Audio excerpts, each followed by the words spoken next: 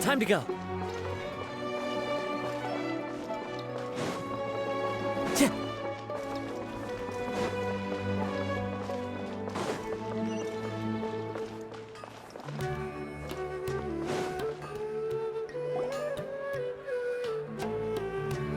You're back. You left in a hurry last time. Is everything okay? Everything's fine. Just, it's a little hard to explain. Would you mind taking part in a little experiment with us? An experiment? That came out of nowhere. I'm listening, though. What do you need me to do? Could you make a wish? You want me to make a wish? Is that a new Sub-Zero's festival tradition or something? Less questions, more wishing! Okay. My wish. Okay. I'm a little nervous saying this out loud, but I want Miss Dunyarzad to be happy. Oh. I noticed earlier that she looked a bit down, and she wasn't really talking to anyone. She just doesn't seem like herself. She's always so gentle and kind, and all the kids love her. I've also wondered if the reason she asked me to be Fairest Knight of Flowers is because I'm special to her, or something. So, you have a crush on Dunyarzad? Oh, is it that obvious? After what I just said, I guess it is. When she placed the hat of the Knight of Flowers onto my head, she said to me, I want everyone to have a happy Sub-Zero's festival. What she didn't realize was that I'm not that interested in how everyone else feels. In that moment, I just wanted to be her Knight of Flowers for the rest of my life. Okay, yeah, that was a bit much. Felt like the right moment to get it off my chest, but that was pretty embarrassing. Okay, I'm ready to make my wish. I would like Miss Dunyarzad to appear in front of me right now with a smile on her face. Here goes. Please come true. I'm gonna open my eyes. Oh, you're... What? Foggy? Sorry, but only one portion of Yelda candies per person. Nice try, you two. Anyway, never mind. I don't need to see her appear right in front of me. As long as she's happy. Guess he isn't the host of this stream after all. Should have expected it wouldn't be this easy.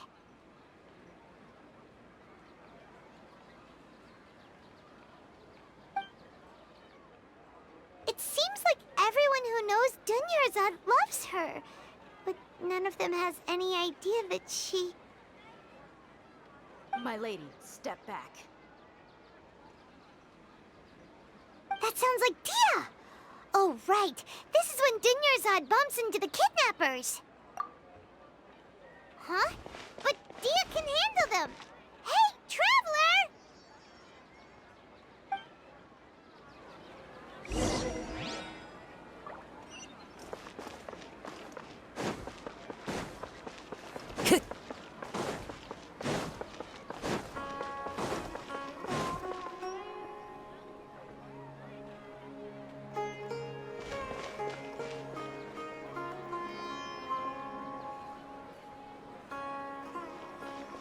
Oh, it's you. Great timing. Please take...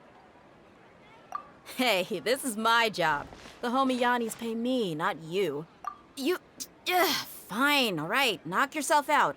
Why are you so worked up anyway? It's not like I don't trust your fighting skills. Anyway, watch yourself.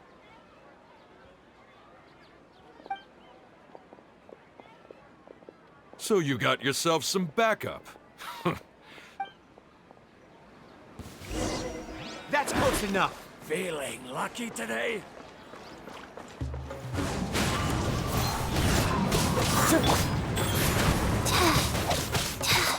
Illusion shattered!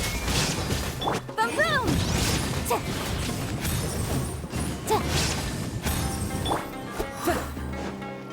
Into the wind.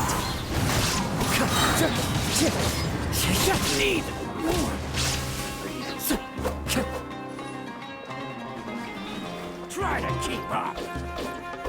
The wind knows me.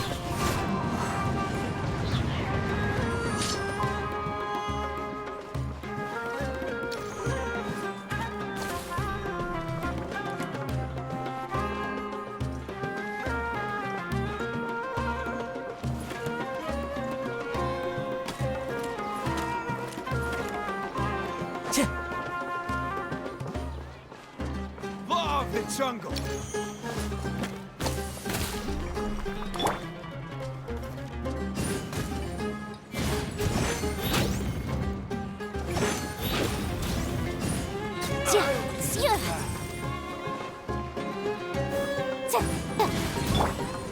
One with nature.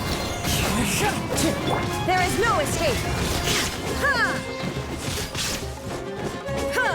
Motion to compel.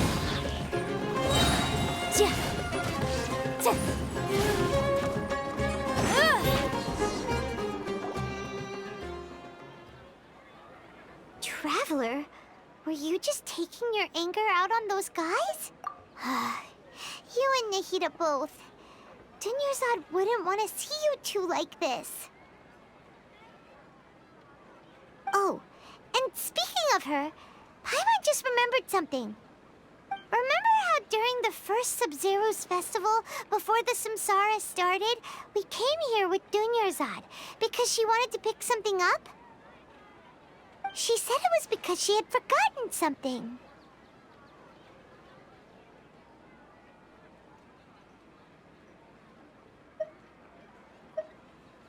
Okay, so Paimon's memory is working so far. Anyway, Paimon also remembers that she is staying somewhere around here. She pointed it out to us the night before the Sub-Zero's festival.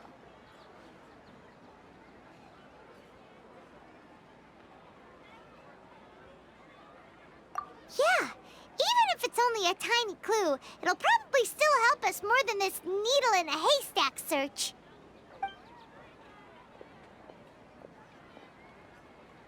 This is the place. It's rude to enter other people's spaces without permission, but desperate times call for desperate measures. Hey, the windows are unlocked.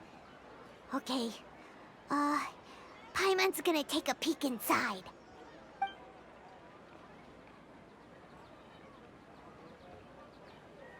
This was only a temporary residence, so there was pretty much nothing inside except this book on the table. Should we open it?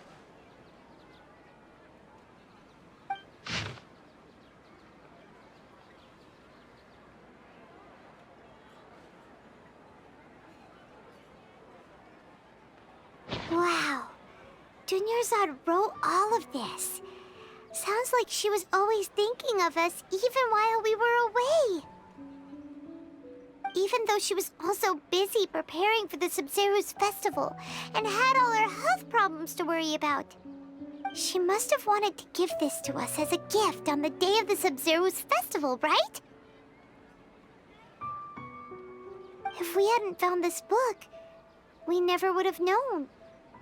But now that we know, we can't even thank her. Hey! Where are you off to now?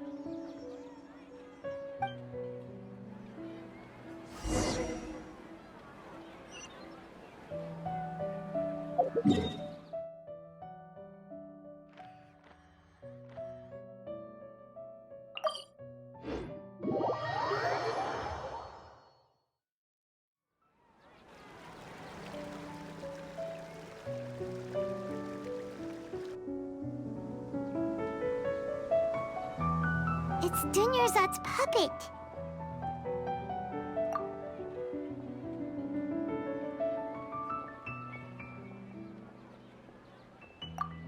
Traveler?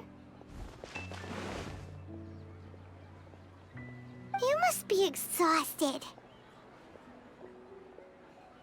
Come to think of it, we've been stuck in this place for a really, really long time. Heck, even the last time we were chatting happily with Dunyarzad feels like an eternity ago.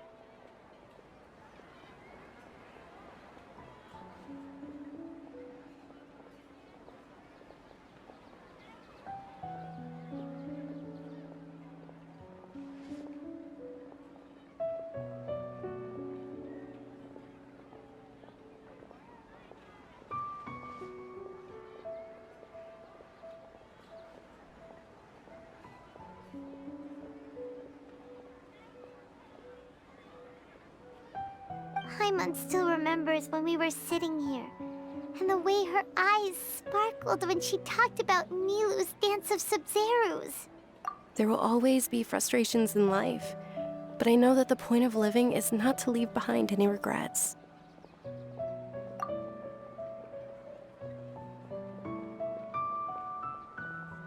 That was what the real Dunyarzad said, wasn't it? Does that mean...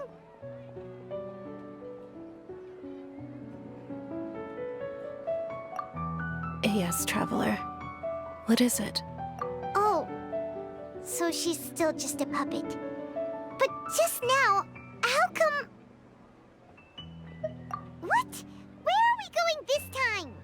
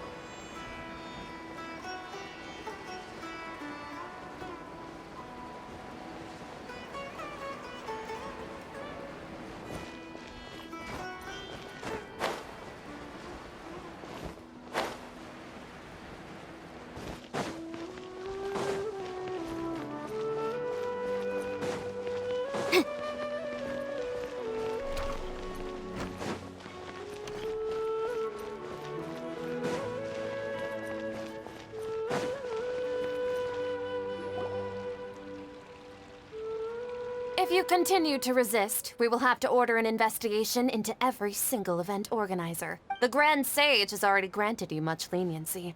I advise that you exercise tact. How did things turn out like this?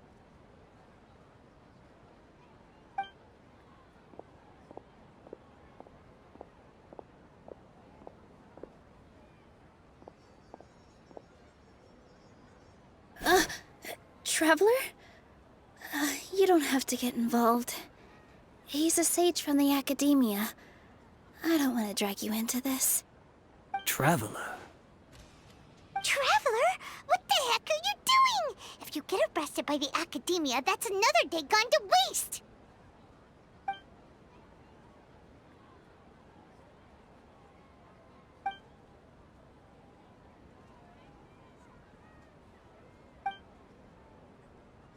Wait, they're not reacting.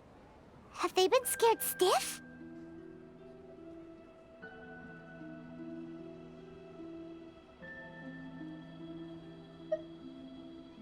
Oh, of course! If this is the Sage's plan, they wouldn't put themselves through this. So they're just substitutes.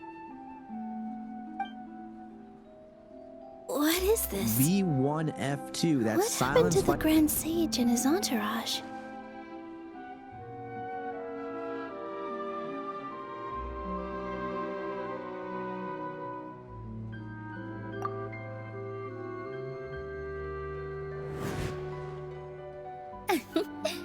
Like I said, they symbolize the goddess of flowers. It's just a shame that all the real Padisaras went extinct after her death. Yes. The Greater Lord brought forth new Padisaras in memory of the goddess of flowers. But she ultimately could never truly replicate that beautiful shade of purple.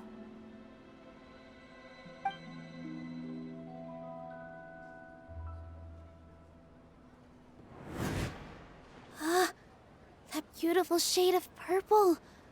Aren't these flowers real Padisaras? Just like the ones from the legend? I didn't even notice. Dunyarzad, did you find these? But didn't you just say all the real flowers went extinct after the goddess of flowers passed away? So, how? Yeah. What's going on here?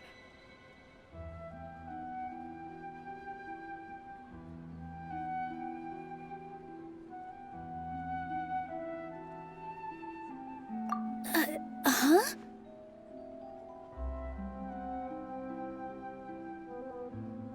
You guys are acting weird. But okay, I'll try.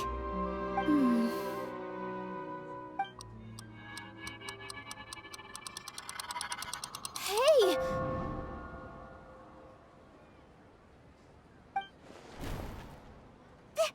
They disappeared! So Nilu's the host! What a surprise! Purple Padisaras don't exist in the real world anymore. But in Nilu's subconscious, they can appear as decorations on the stage. It's just like the example Nahida told us. People assume there will be food on a plate, and Nilu assumed there would be real Padisaras in the flower pots. So when you saw the flowers, you instantly knew it was Nilu?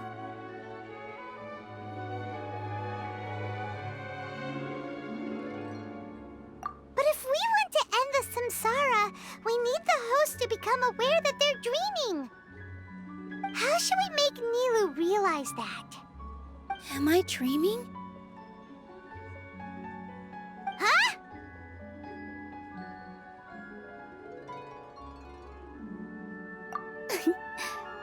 So I'm right. Is this Lesser Lord Kusanali responding to our celebration of the Sub-Zeru's festival? Wrong guess, but you aren't completely wrong either.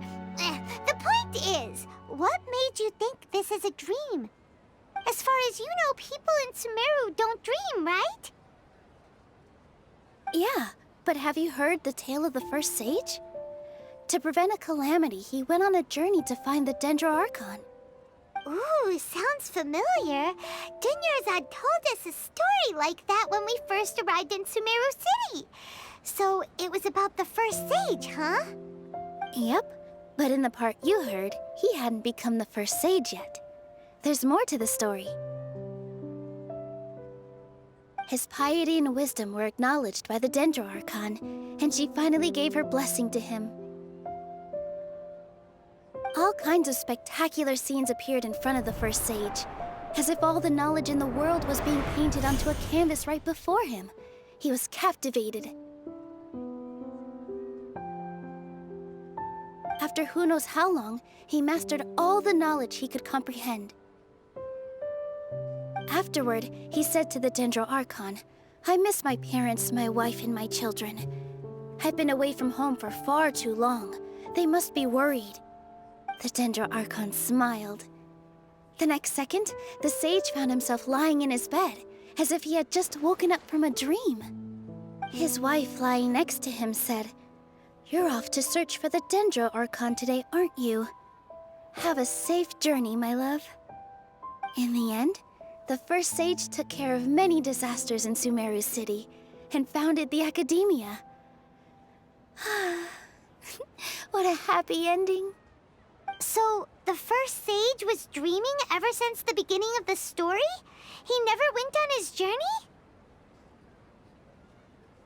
Yes, but his faith and determination were conveyed to the Dendro Archon, so she blessed him in the form of a dream.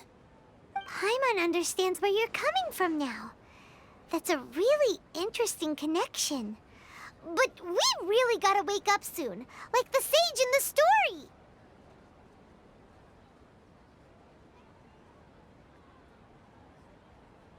I see. Well, it just so happens that today's Sub-Zero's festival is almost over, too.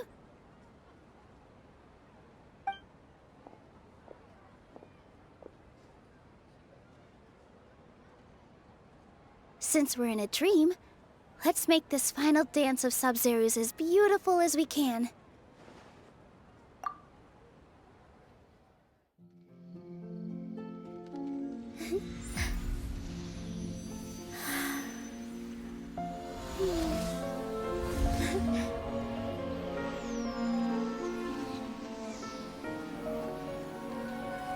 The wait is over, everyone. I dedicate this to our god, the dance of Sub-Zero's.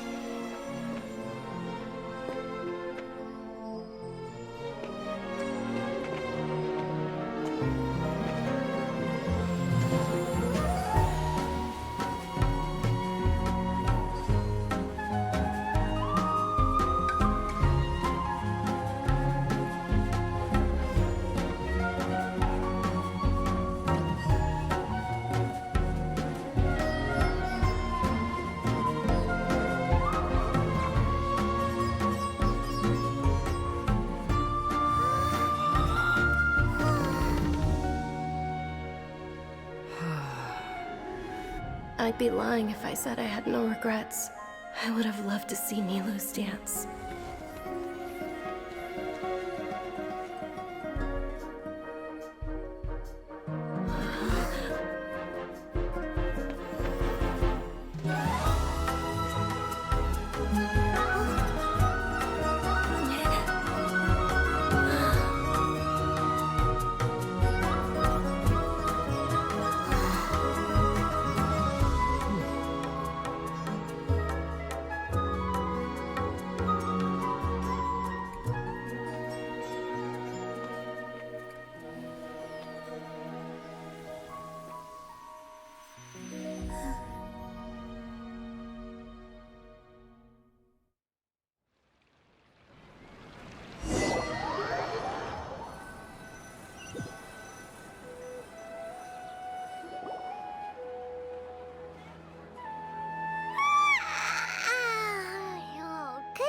Traveler.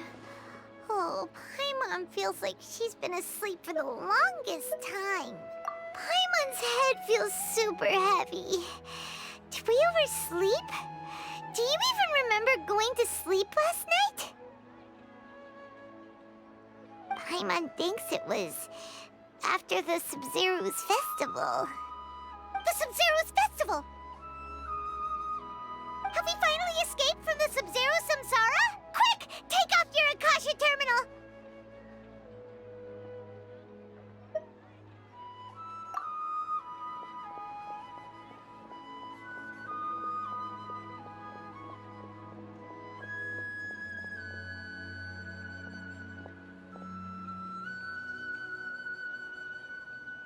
She's not in her room. What happened? Huh? What usual spot?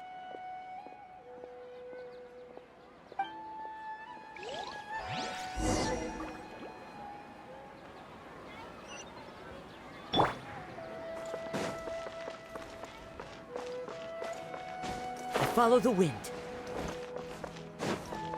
Time to go.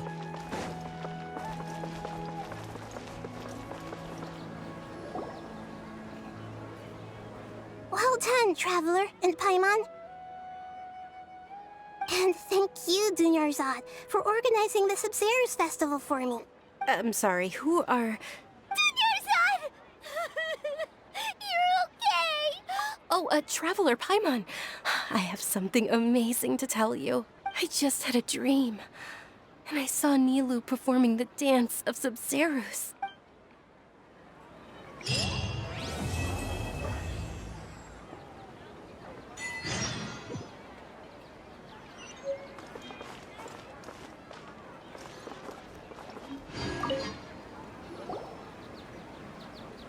You're actually Nahida, aren't you? Paimon felt like Catherine was acting weird when we met at the Sub-Zero's festival. And Dunyarzad, did you save her? It's a really long story. We shouldn't disturb her. Her consciousness is still weakened. let's chat somewhere else. How about by the Traveler's favorite bench?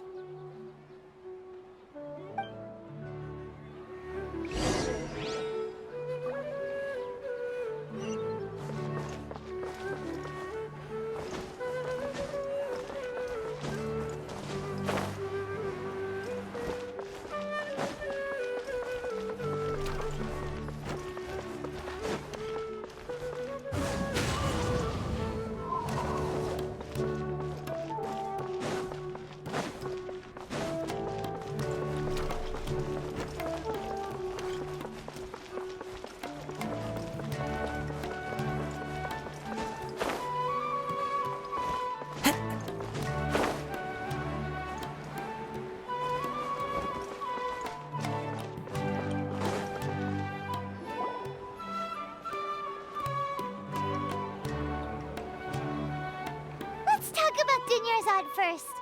It's such a relief that she's all right. After we parted on the last day of the Sub-Zero's festival, I left the city and saw what the Traveler had described. Among the countless dreams, I found one that was growing fainter and fainter. This proved my suspicion. Once Dunyarzad could no longer bear the Akasha harvesting her dreams, her consciousness began to dissipate. But this also meant it escaped the Akasha's control. Such a small fragment of consciousness can't last for very long, though. It will return to its original dream, where both will gradually fade until they completely disappear. I used all the power I had to keep her dying dream alive as long as possible, but it still wouldn't have lasted for much longer if it hadn't been for you two breaking the samsara. So it looks like we did manage to save Dunyarzad in the end, and not a moment too soon.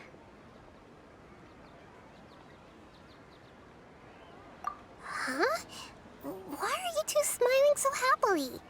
I thought you'd be so moved that you'd start crying. I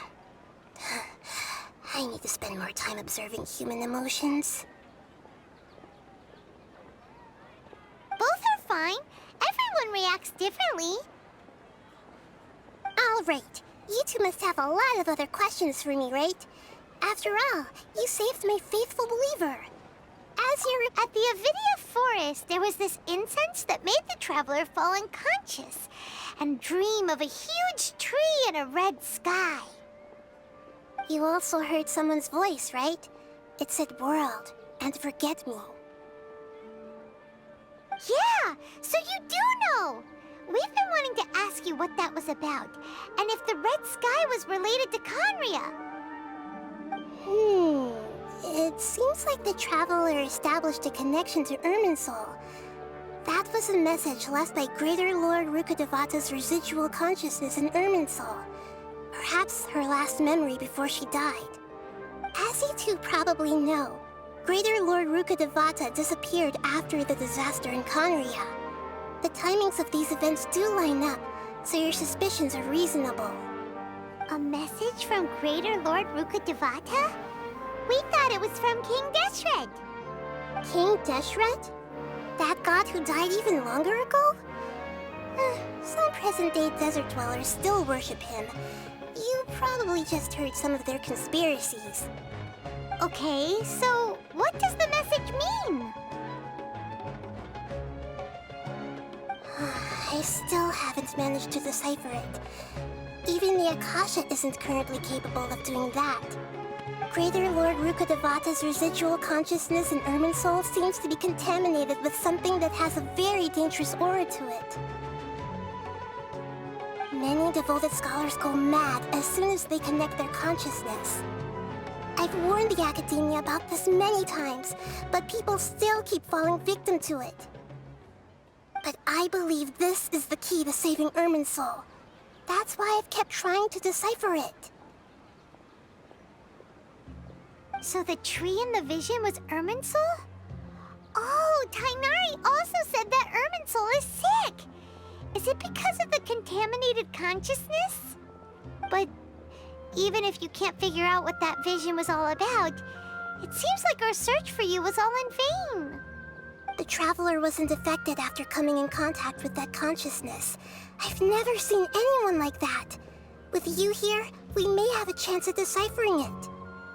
No, we must decipher its secrets. I've already eliminated all other factors that might affect Irminsul. This is the only one left. This puzzle has life and death at stake. It could determine Irminsul's fate, as well as Tevat's.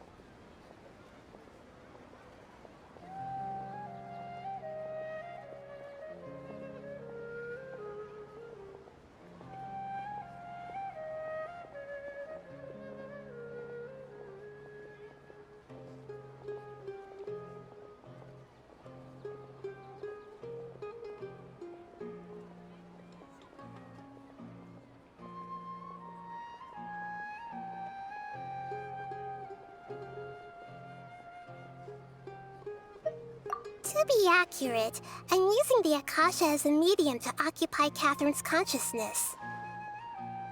How did you do that? Poor Catherine. Does this mean you can also occupy other people's consciousnesses? Theoretically, I can enter anyone's mind as long as they're wearing their Akasha terminal. The Akasha is the legacy of Greater Lord Rukkhadevata. As Lesser Lord Kusanali and the first Akasha terminal, my consciousness has always been linked to the Akasha. I've always respected my people's free will, so I've never actually occupied their consciousness. When necessary, I just borrow this bionic Snezhnayan puppet. Hold on. Did we just learn some deep, dark secret? So Catherine is... No wonder Paimon felt something was off about her. What about your own body? Why do you need to borrow other people's? Don't you live in the sanctuary of Surasthana? That story begins a long time ago. After Greater Lord Rukkhadevata disappeared, the sages found my newly born self and took me back to Sumeru. At that time, I was young and weak. The sages kept me in the sanctuary of Surasthana, ostensibly for the sake of protecting me. But I've hardly heard from them since. However, I do understand that they had hoped to find Greater Lord Rukkhadevata instead of me, a symbol of her passing. So, the sages basically put their new Archon under house arrest? How dare they! Why don't you teach them a lesson, Nahida? In some ways, they aren't wrong. Greater Lord Rukkhadevata was omniscient and omnipotent. Even after her death, the Akasha is still empowering this nation. And I'm still really far away from being able to call myself the God of Wisdom. Moreover, the Academia is also more proficient at governing this country. My existence has little meaning.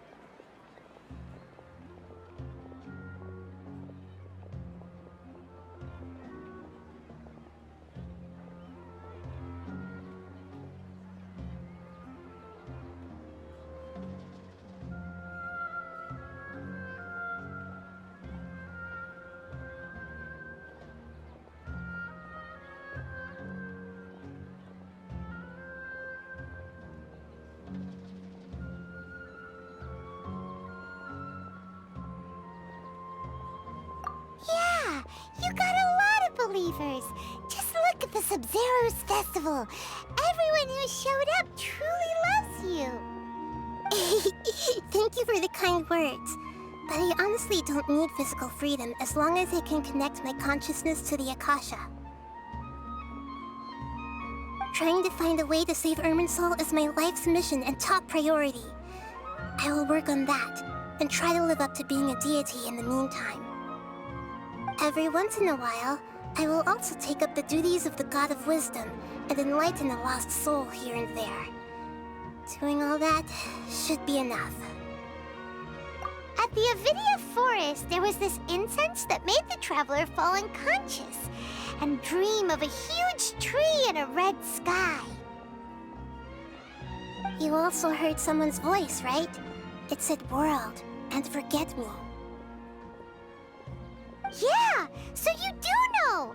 We've been wanting to ask you what that was about, and if the red sky was related to Conria. It seems like the traveler established a connection to Irminsul. That was a message left by Greater Lord Rukkhadevata's residual consciousness in Irminsul. Perhaps her last memory before she died. As you two probably know, Greater Lord Rukkhadevata disappeared after the disaster in Conria. The timings of these events do line up, so your suspicions are reasonable.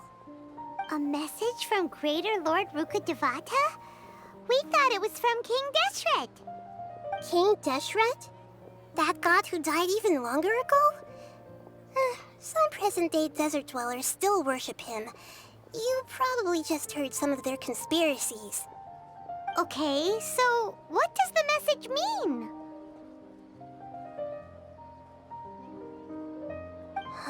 I still haven't managed to decipher it.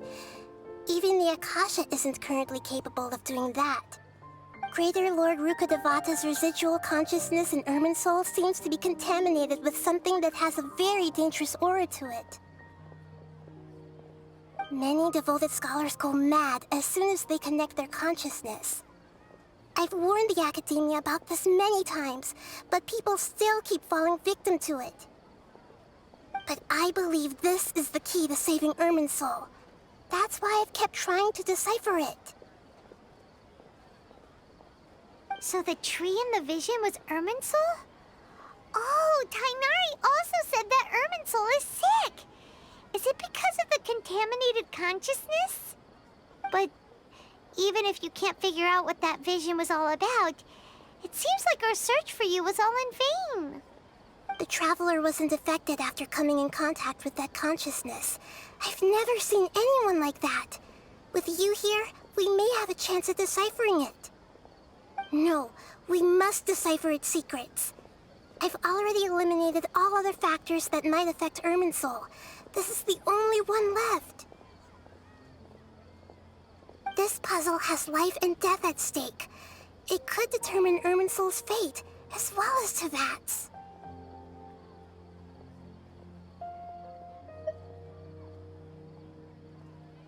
To be accurate, I'm using the Akasha as a medium to occupy Catherine's consciousness.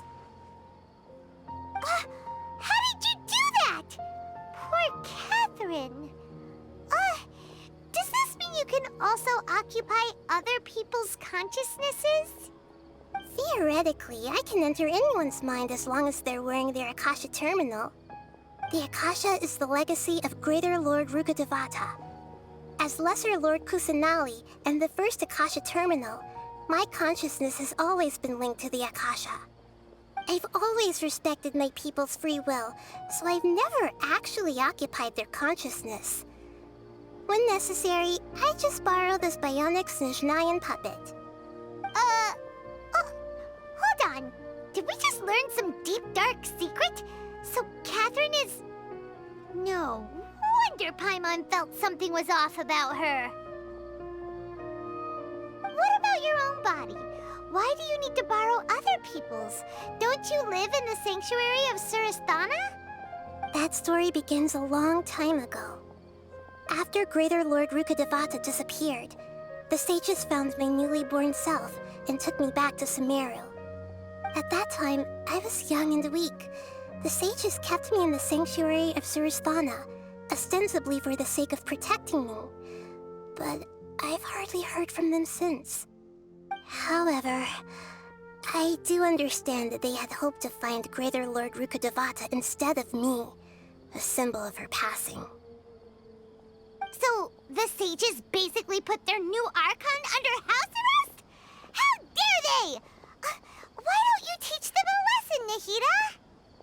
In some ways, they aren't wrong. Greater Lord Rukkhadevata was omniscient and omnipotent. Even after her death, the Akasha is still empowering this nation.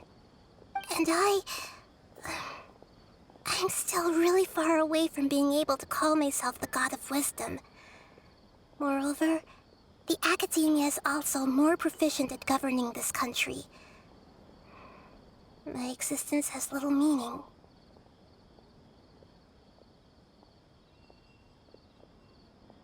Yeah, you got a lot of believers. Just look at the Sub-Zero's festival. Everyone who showed up truly loves you. Thank you for the kind words. But I honestly don't need physical freedom as long as I can connect my consciousness to the Akasha. Trying to find a way to save Irminsul is my life's mission and top priority. I will work on that, and try to live up to being a deity in the meantime. Every once in a while, I will also take up the duties of the God of Wisdom and enlighten a lost soul here and there. Doing all that should be enough. There's never been any big problems with the Academia's governance of Sumeru. This is the first time I've seen them step out of line. I wonder what caused them to go down this path, and what they hope to achieve. Even though the city's residents haven't noticed anything strange, if the Traveler hadn't broken the Sub-Zero's samsara, the situation could have become dire. I tried to do some investigating in the Akasha, but I couldn't find anything suspicious. And all the people of interest seem to purposely avoid wearing their Akasha terminals. I think they're deliberately trying to hide something. Oh, that reminds Paimon. In Gandharvaville, there was a sage who had invited Kainari to join some kind of project. Could it be related? Regardless, I need to first investigate the sage's motives, make things right, and punish them if needed. But I'll have to be discreet, or they'll see me coming.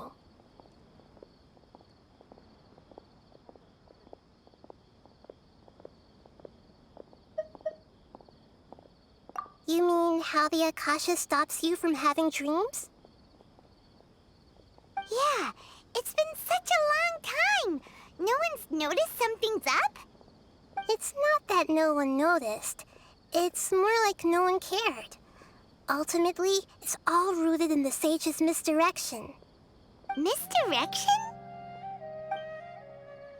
The sages convinced everyone to believe that being unable to dream is a sign of rationality and wisdom. Not dreaming is a badge of honor in Sumeru. Even if the truth is that their dreams are being reaped by the Akasha. With their propaganda in place, the sages can maximize their use of the Akasha to facilitate their research. Besides, Greater Lord Rukkhadevata must have created the Akasha in the hopes that it could be used to its full potential. That's why I've never come out strongly against this. Anyway, the perspective advocated by the sages drowned out any voices of doubt. By now, even those who never use Akasha terminals find it too shameful and embarrassing to talk about their dreams. Got it! I hope my answers were satisfactory, seekers of knowledge. To be honest, maintaining Dunyarzad's fading dream took a lot of mental energy. I think I may need to rest for a while. Oh, and you don't need to worry too much about the sage's activities for now. The Akasha won't be able to conduct another project on the scale of the Sub-Zero's samsara in the immediate future. Go and get some sleep. Leave everything to us. What a relief. This is truly the most exhausting birthday I've ever had. Hmm? Traveler? Paimon? Why am I here? Do either of you know? Maybe you were sleepwalking. You know you can't wake up a sleepwalker. We happened to walk by, so we thought we'd wait for you to wake up. I see. Huh. I should visit my maintenance personnel sometime. Oh, I'm fine. I better go. Thank you.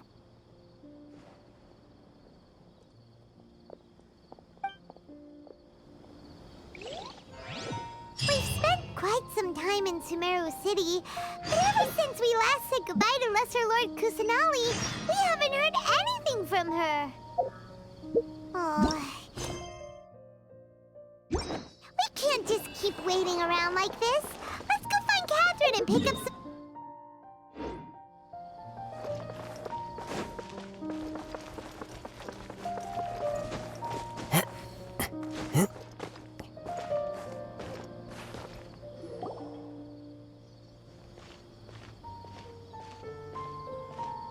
Ad Astra Abyssosque.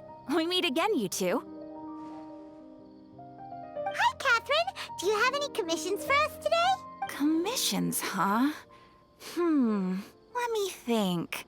Oh, how about this? Please attend the Academia's Academic Symposium this afternoon and recite a love poem on stage.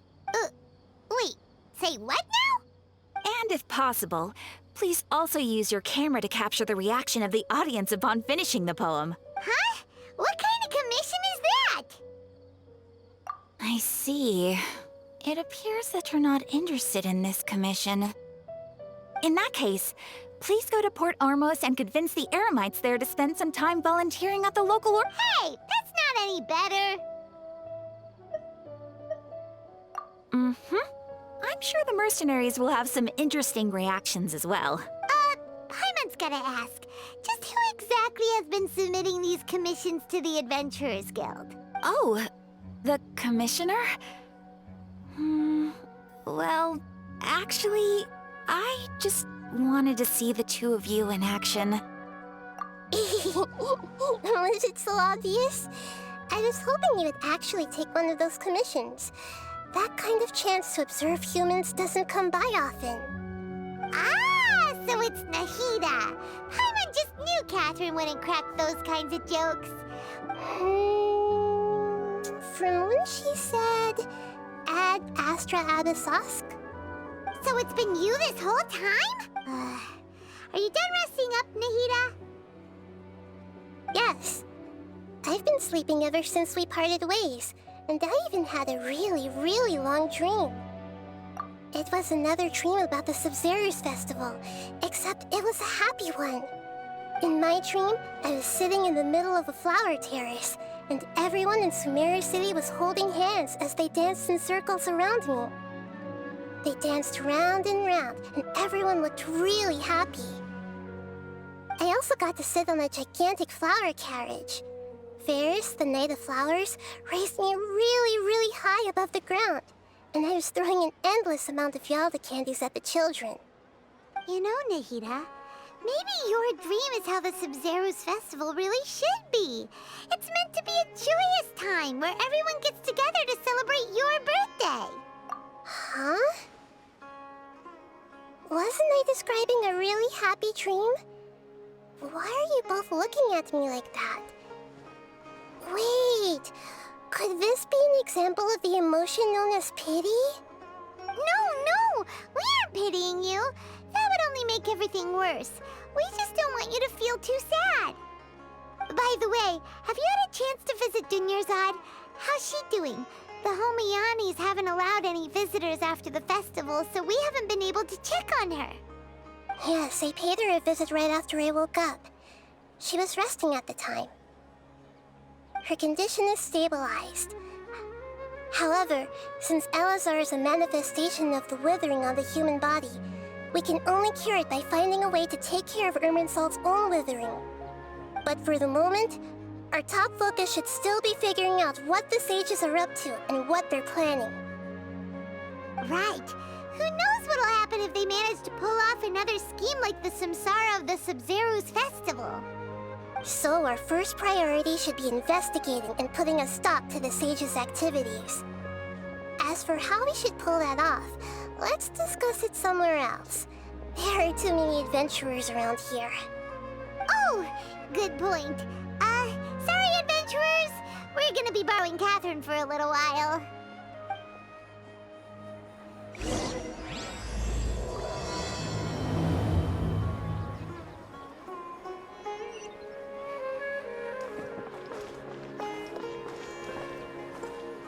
Let's continue our chat here.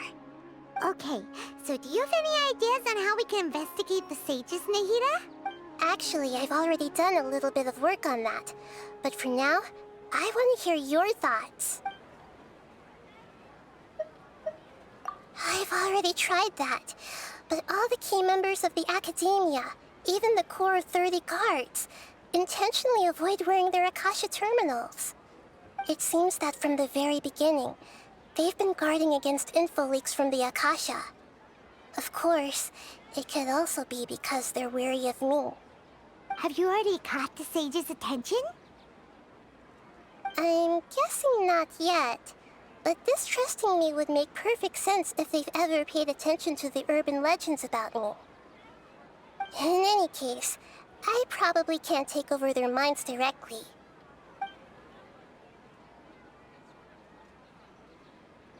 No way, that's too risky. You mean it'd be too easy to get caught? No, it's not that.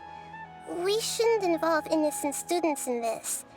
A single mistake could completely ruin their lives. Doing that would be ignoring the safety of my people for my own selfish goals. How is that any different from what the sages are doing? That's a good point. Spoken like the god of Sumeru. We're in the dark as of now. Since we still don't know anything about their goals, any rash move could tip them off and lead to terrible consequences. After all, every person in Sumeru City is one of their hostages. Are we really out of ideas? Nahida, you're super smart, so you already have something in mind, right? Don't keep us in suspense. Spill the beans already! According to a popular theory from the Vahumana Darshan of the Academia, rejecting impractical motions at the beginning of a planning session will give more weight to the actual proposal. Okay, but aren't you the god of wisdom?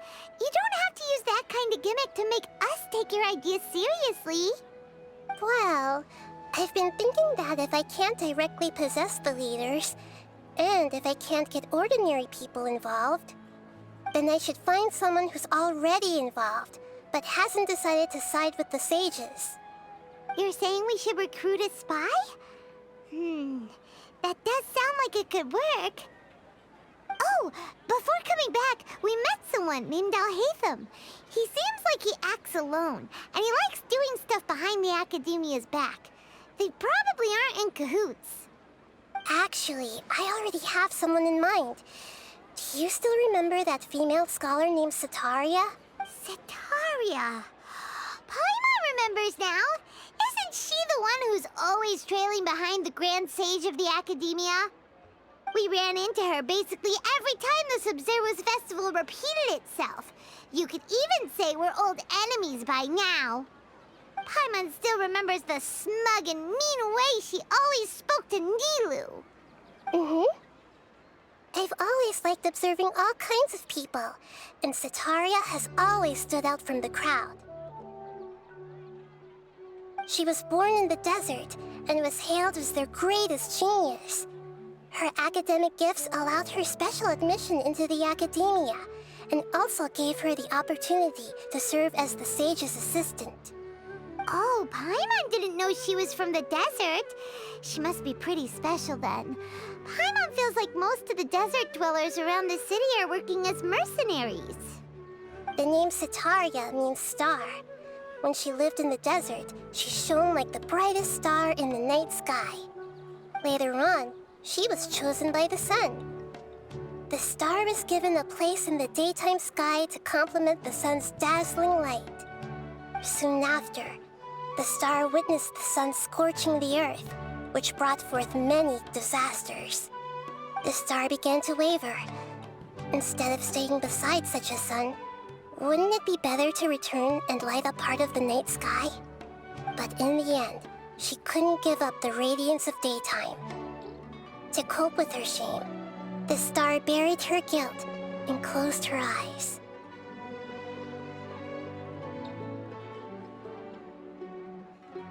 From the sound of it, Sataria's just hung up on the research opportunities here. But she doesn't really support the academia. She still feels guilty about not doing more for the desert, right? She's just running away from her problems. Indeed. When they are presented with complex moral issues, many people will simply plug their ears and go with the flow until the problem can't be fixed anymore. She's suppressing a lot of guilt, but before she realized it, she had already become the sage's accomplice. She can't deny her part in their schemes anymore. Right. We must somehow make her face her problems again. That way, not only can we get useful intel from her, but she can also use it as an opportunity to redeem herself. From my past observations, Sataria will take a day off from the academia every 10 days to do some shopping in the city. Tomorrow afternoon just happens to be a shopping day for her. That'll be our chance. To prepare, let's go check out some of her favorite spots and have a quick chat with a few of the vendors there.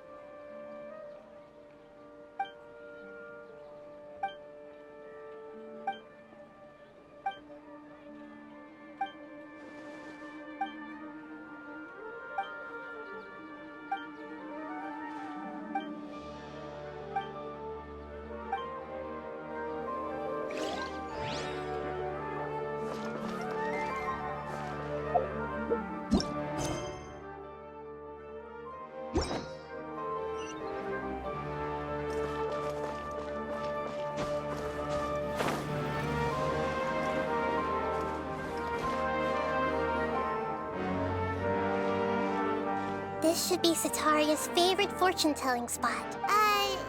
So should we ask the fortune teller about Sataria? No, I already have enough information on Sataria. The most important thing now is for you to pay attention to the vendor's talking style and key characteristics. Talking style and key characteristics? My poor lost lambs.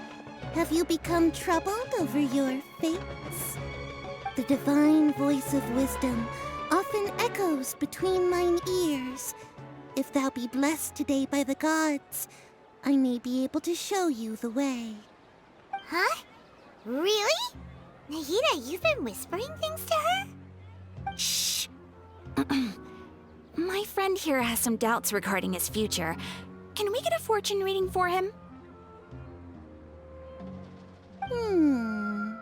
Of course, of course. In that case...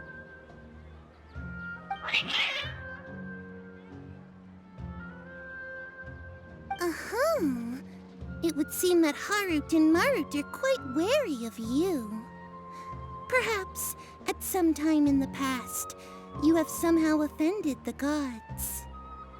Only mocking the god of Animo, questioning the Lord of Geo's financial savviness, and brawling with the god of Electro. Do those count? Oh, nothing. Go on, pick an aspect for her to divine.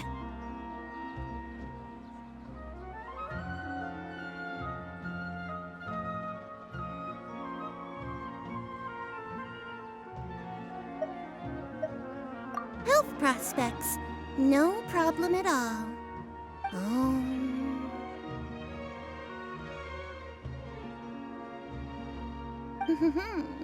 The gods have spoken.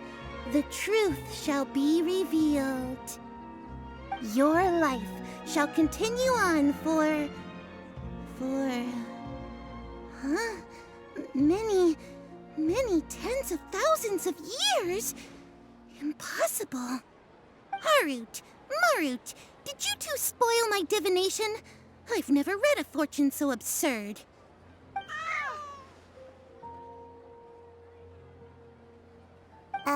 Actually, Paimon thinks this is probably the most accurate fortune-telling you've ever done. I admit that the orientation of today's celestial matrix is, suboptimal. As such, there will be no charge. Is that so?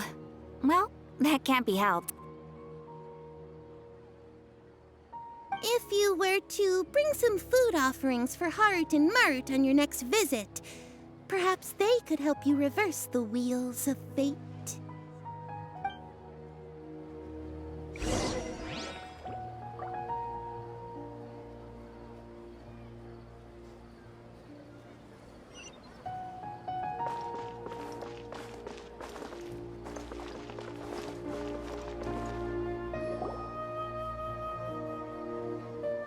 Is this another one of Sataria's favorite stalls?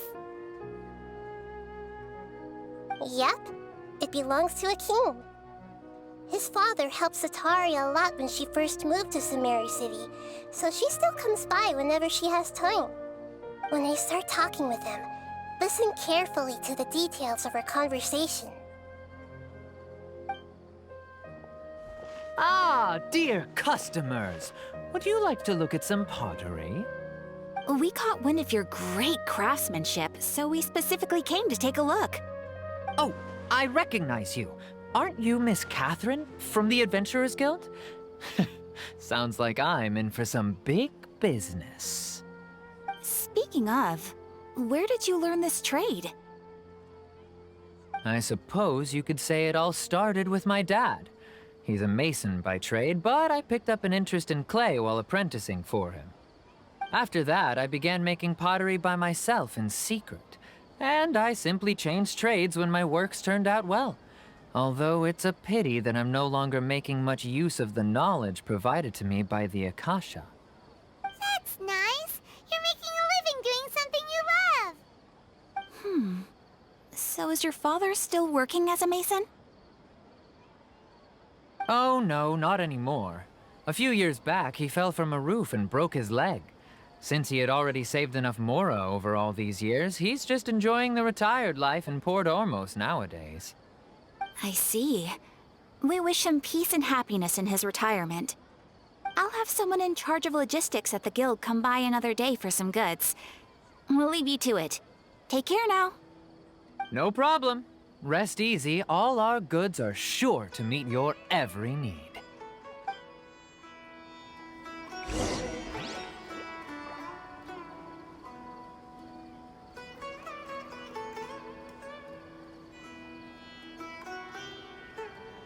This scenery is wonderful. Surely enough to convince anyone to become a wanderer.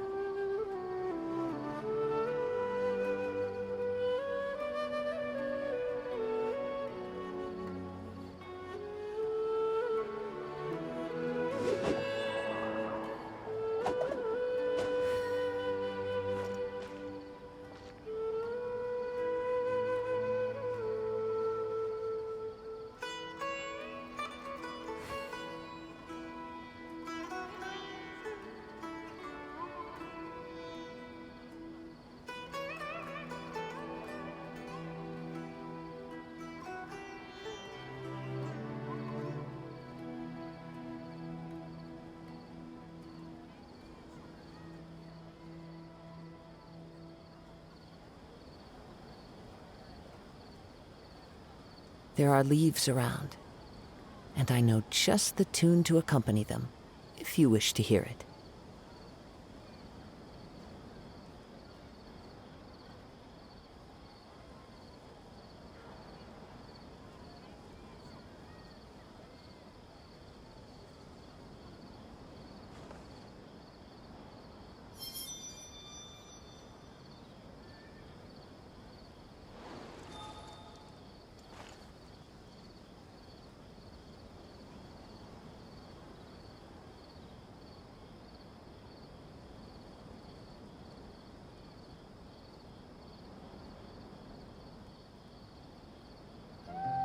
This scenery is wonderful. Surely enough to convince anyone to become a wanderer.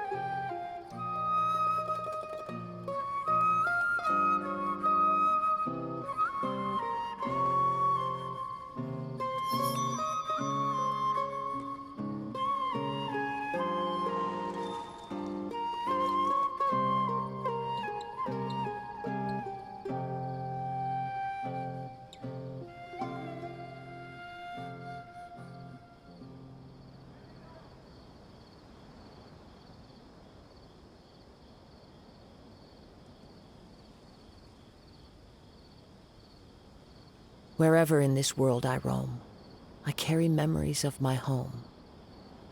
This blade, it is the last link I have to the land of my birth.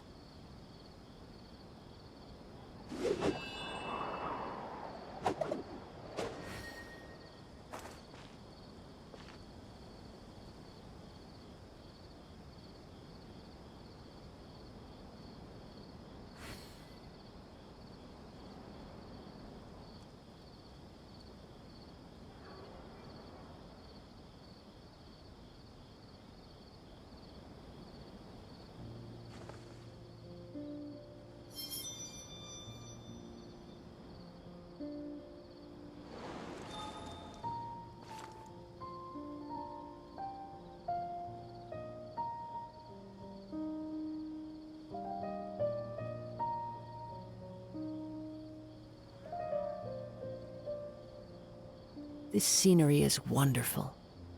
Surely enough to convince anyone to become a wanderer.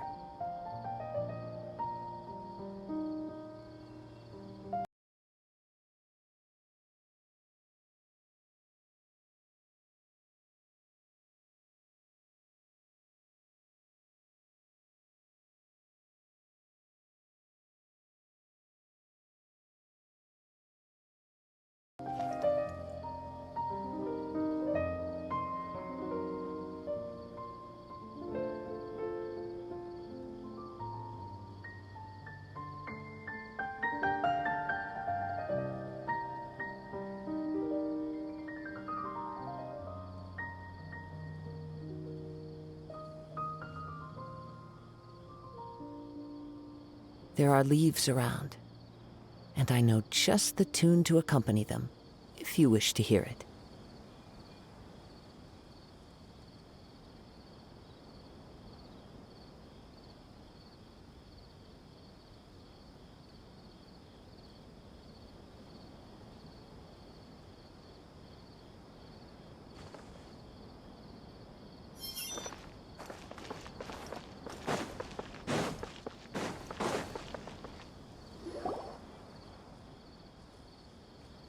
This should be our final stop. Setaria always thinking of this restaurant when she's working at the academia, so she always comes by whenever she's out in the city. Nahida, you've really thought of everything! It's my duty to protect Samari's citizens, after all. Hi there. I feel like I've seen you down by the docks before. Huh? Sorry, I don't quite remember. If I recall, you were having a discussion with someone about shipbuilding at the time. Ah, that's right! I've always been really interested in feats of marine engineering. After all, I grew up in Liyue Harbor and spent my entire childhood staring at the ships going in and out of the port. I came to Sumeru to study, but failed to make it into the academia due to my lack of talent. But I'm still discussing all kinds of problems with different scholars, and I'm continuing to study and perform research from the restaurant's basement. I'm sure I'll get into the academia after their next round of exams. What an admirable spirit for learning. Amazing! Sure, but you'll find hardworking people wherever you go. So this restaurant has a basement as well? Huh. First I've heard of it. That's right. It's not usually open to patrons. Most of the time, employees use it for breaks or to hold private events. I see. Guess that makes sense. Well, good luck with your studies, Miss Chishan. Thank you so much. As long as I can make it into the academia as an official student, I'll be happy.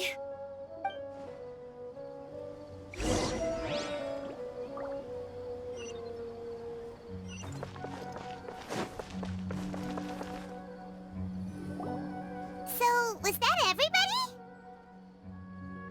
Mm-hmm. 3 familiar faces should be enough for Sataria. What's the point of all the information we've collected? Nahida, you still haven't told us how you're planning to make Sataria face her problems. Sataria is already used to avoiding her problems, so we must find a way to break through her usual sensibilities. I remember you mentioned that the Eremites in Port Ormuz are all making a fuss about the upcoming resurrection of King Deshret. Although it's all just a boatload of nonsense, the fate of her homeland may turn out to be Sataria's soft spot. Oh, Paimon gets it now! You want to take advantage of the guilt Sataria feels about her homeland. Although she knows she should return home to help the people of the desert, all she's done is conspire with the sages.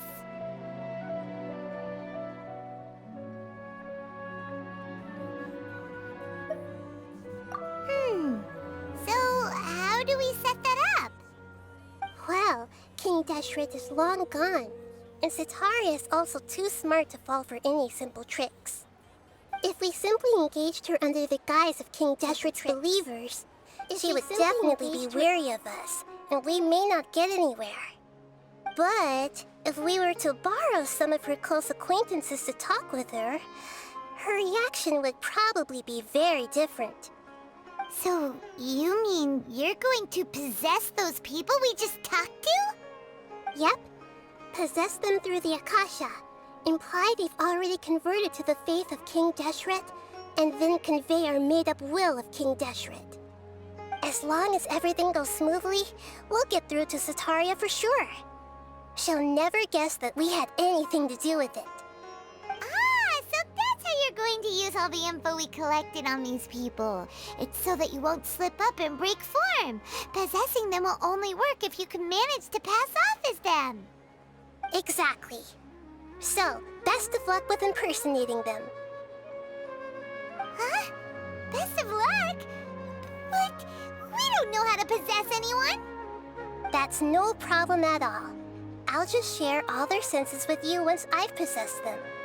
As long as you're also wearing an Akasha terminal, the effect will basically be as if you've possessed them yourself. Huh.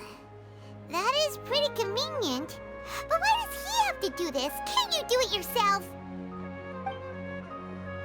Although I've been observing humans for a while, I've never been good at imitating them. You're not wrong. It's always been painfully obvious whenever you try to pass as Catherine.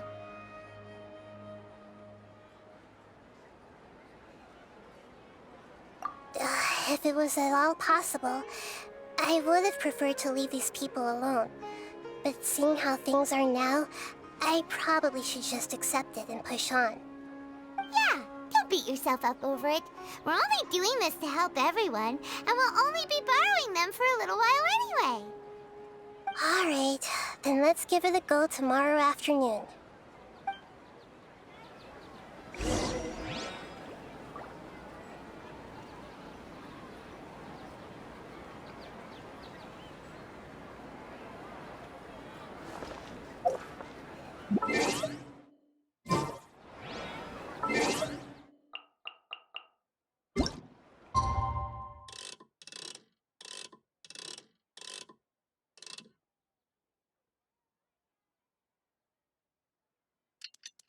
This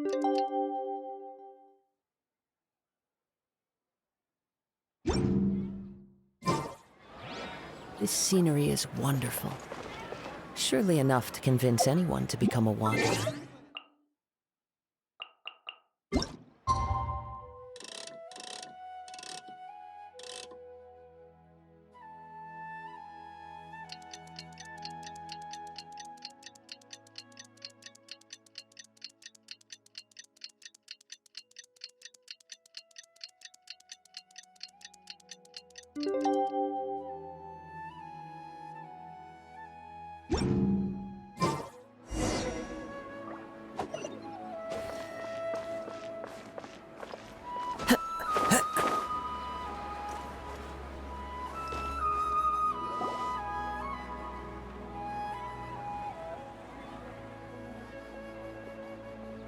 Oh, here she comes. Satari is here.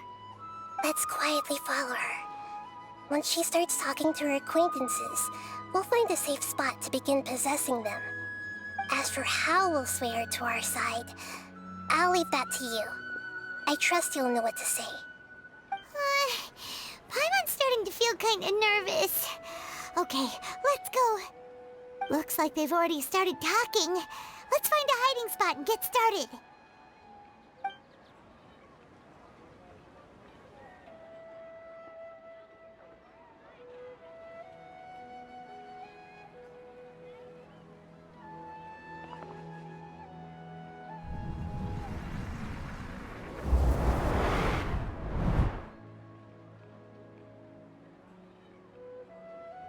That's right. You really can't force anything when it comes to love. And besides, everyone around me has a very different background and outlook. Are you still listening to me, Nabia? Oh, of course I'm listening. You were talking about troubles with your love life, right? I heard everything you said. Okay then. You just seemed a little distracted for a moment there.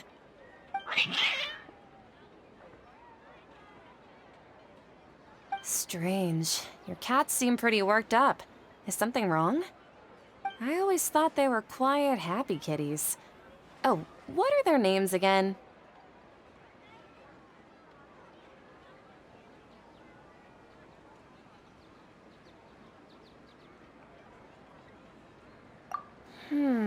Are you sure? Those aren't ringing a bell for some reason. Well, actually they have many names. Which names I use depends on my mood. Huh, I see.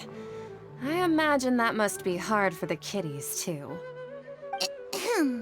So, which fortune do you want me to read for you today? You must have come for another echo of the divine voice of wisdom. I'd like to get another reading on my love prospects, but to be perfectly honest with you, I feel like I've been a real mess recently. A mess? Well, could you do a reading on how long it'll take me to finish my current project at work? I really just want to get it over with. I hear you. No problem at all. The gods will reveal the truth.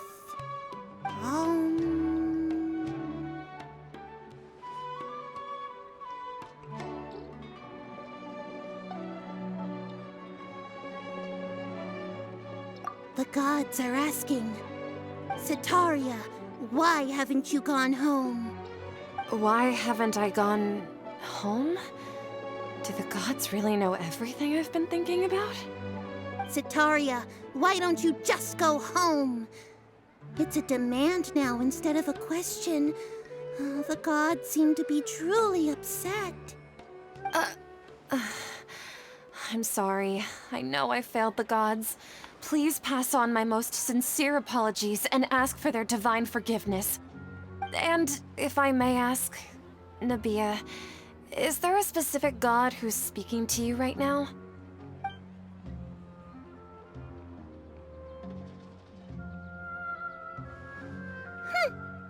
What an inconsiderate and naive question. The god who is speaking to me is, of course, the wisest and mightiest of all, King Deshret. King Deshret? No wonder he would make such a demand of me. Wait a second. King Deshret passed away a long time ago. Even though news of King Deshret's resurrection has been spreading like wildfire, it's all just a misinformation campaign from the Academia. How can King Deshret still exist in real life? What insolence! I am King Deshret's most loyal believer. Do you wish to refute his voice of wisdom? Oh, no. As a child of the desert, I am only reveling in his power upon learning that his divine glory has touched even this city. I will think very carefully about his demand of me. I'm sorry, I must go now. Wait!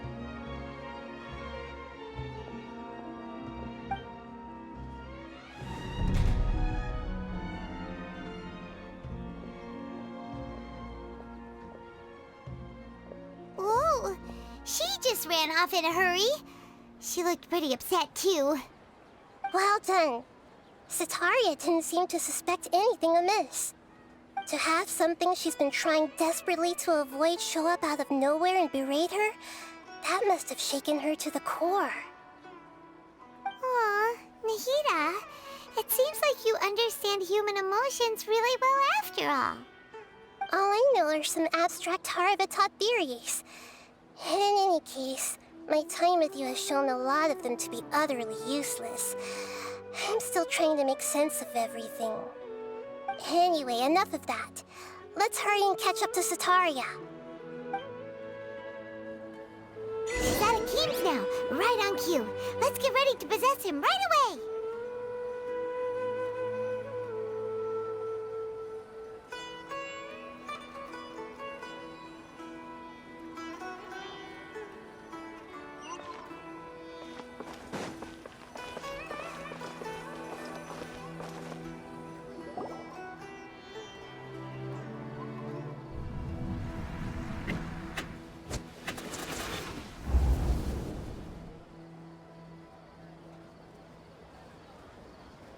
It's okay. I just got caught up in something. Oh, actually, didn't you ask me to help you look for work? What kind of work were you looking for again? Gardening? But don't you hate everything to do with plants? I still remember getting mad at you for secretly throwing away the bonsai that I gave you as a present. You see, a friend told me that the secret to self-improvement is to work on things you're not so good at. Fair enough. I didn't think that was something you would consider. Speaking of, how's he doing? Is he feeling any better?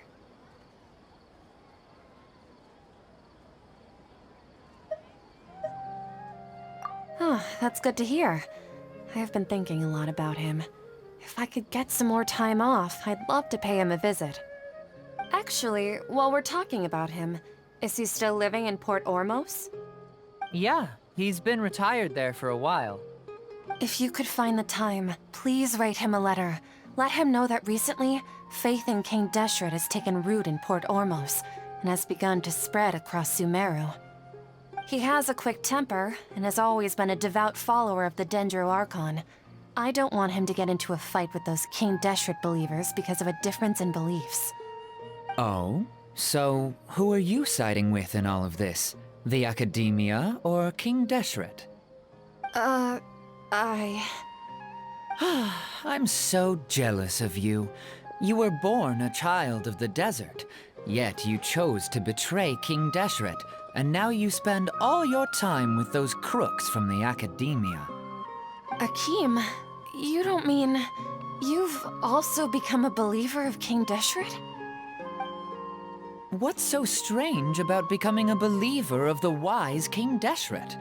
In fact, aren't you the strange one? The one who still can't pick a side? Can't pick a side? Me? Whoa! Paimon had no idea you'd be so good at this!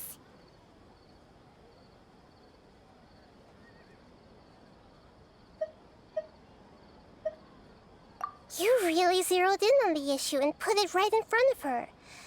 It might feel a bit overwhelming for Setaria. But once everything is over, I'll be sure to pay her a visit to her mind and explain everything. Anyway, let's keep going.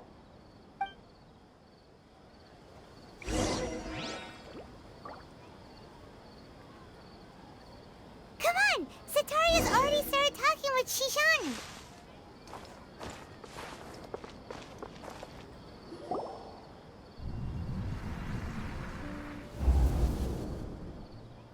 So, Shishan, have you noticed anything weird in the city lately? Like, as if someone was trying to preach to you about something?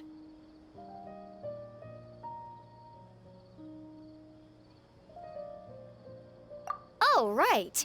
Speaking of strange things, I celebrated the Sub-Zerus festival so many times that I lost count. That was really weird. Wait, how could you be aware of that? That should be impossible. Nothing in the report indicated anything like that. Are you still failing to realize that the Academia's lowly tricks could never deceive all of Sumeru's citizens? Shishan, don't tell me that you've converted to King Deshret as well. What an absurd question. You make it sound like I should be ashamed for becoming a believer of King Deshret. In reality, shouldn't you be the one who is ashamed?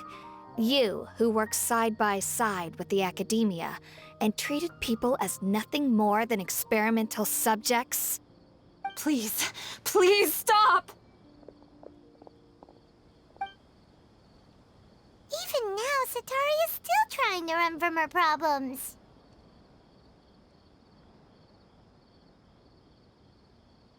She can no longer justify everything to herself. Hey, she's trying to talk to the guards! What should we do? This is the most important part of all. Quick, get ready. Mercenary, you're a member of the Corps of 30, correct? Please help me pass a message to the Matcha right away. The situation in the city is getting out of control. Please, try to remain calm, miss. Tell me what's happening in the city. Heretics are infiltrating the city, and they've already converted many residents to their side. Heretics? What kind of heresy are you talking about? King Deshret! Many people I know have suddenly started believing in him, but he's long dead. It's impossible. Miss Setaria, nothing is impossible. You know my name? King Deshret is immortal, and all who defy him will one day pay the price. You must face the truth, Setaria. You tread a treacherous path, and the longer you ignore it, the tighter the Academia's grasp on you will become, and the deeper you will be ensnared. Child of King Deshret, never forget that the desert that belongs to you lies elsewhere. What's so strange about becoming a believer of the wise King Deshret? In fact, aren't you the strange one? The one who still can't pick a side? What an absurd question. You make it sound like I should be ashamed for becoming a believer of King Deshret.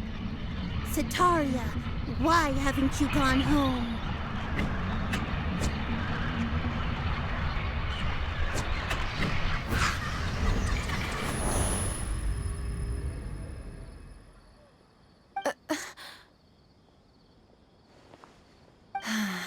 It seems that no matter where I run, I only keep finding more believers of King Deshret.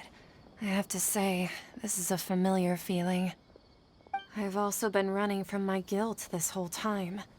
Guilt over my part in the sage's plans, and from ignoring the letters from the children of my homeland. But no matter how much I may try to ignore or get rid of it, my guilt always comes back.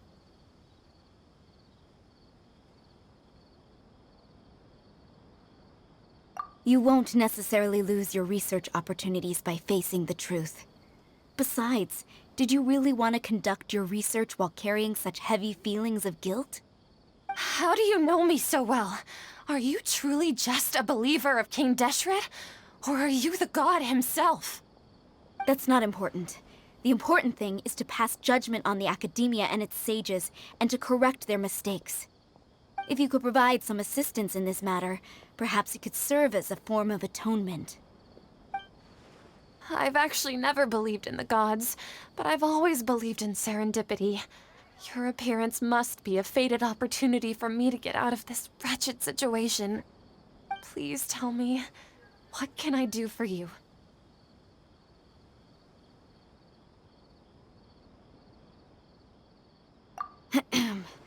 How much do you know about the Sage's current activities?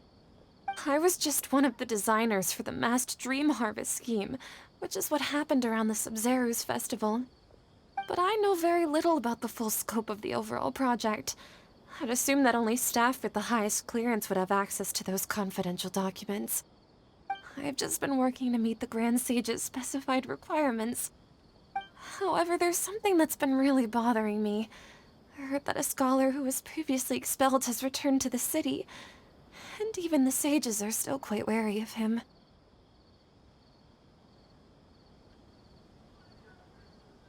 To fight against the Academia, we will need to figure out the nature and the purpose of their work. Is there a way for us to get access to the confidential documents you mentioned? It should be possible if we're willing to take some risks. After all, I'm an assistant to the Grand Sage, and I've been working on many tasks outside of the project. One thing, though, I won't be able to transfer the documents to you through the Akasha once I get my hands on them. The Sages have always closely monitored all activities within the Akasha. Let me see... let's use the most primitive method. Send someone to pick up the documents tomorrow evening at the Academia entrance. The Academia entrance? Wouldn't that be too conspicuous? Don't worry about that. I assure you, this won't be a trap. I'm only suggesting this location because it'll draw more scrutiny for me to leave the Academia again. It'll be safest for me to distract the guards long enough to hand you the documents. All right, I trust you. So, if I were to successfully complete this task, would it mean I've atoned for my wrongdoings? That'll depend on the judgment of the Dendro Archon. The Dendro Archon? That's right. Her people are the ones we have endangered. As the God of Wisdom, she's also the one responsible for judging and guiding the scholars. Maybe it's time for me to find a god to believe in.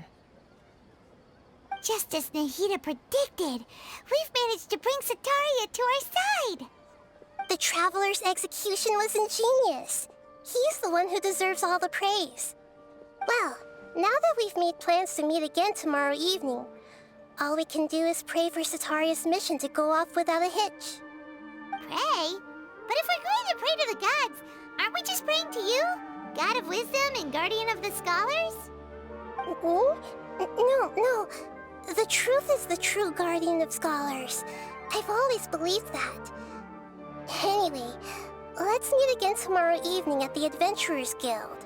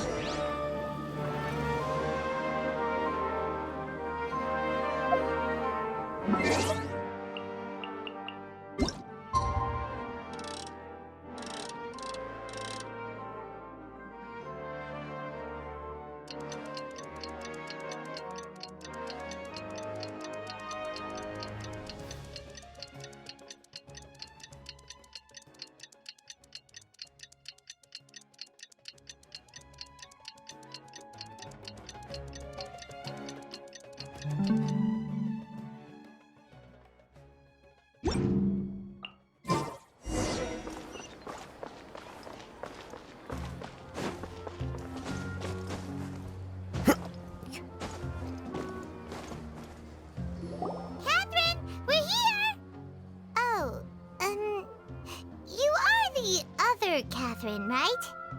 That's right. I suppose I'm the other Catherine in your mind.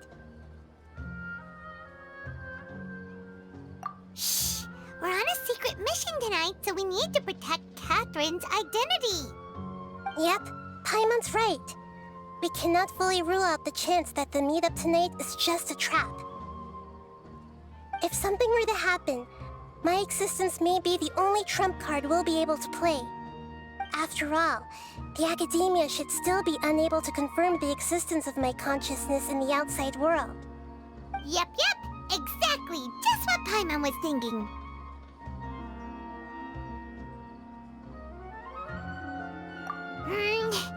Anyway, enough about that. Let's just make sure to be on our guard.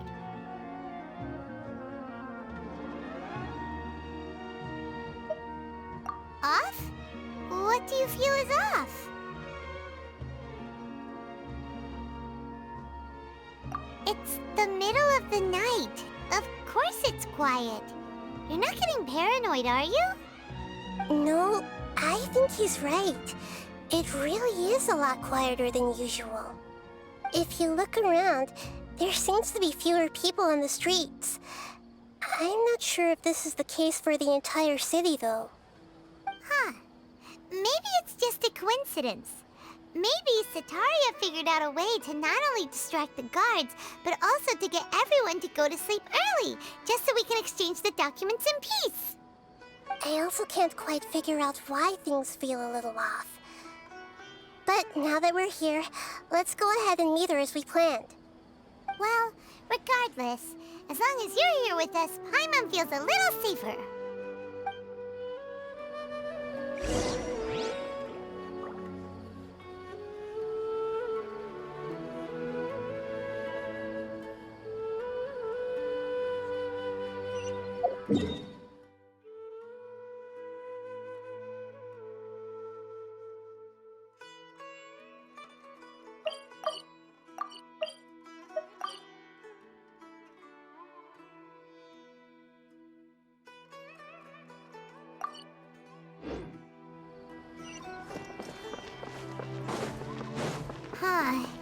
There really aren't many people out right now. Let's hope it'll be this quiet in front of the Academia, and that Setaria managed to distract all the guards. Time to go.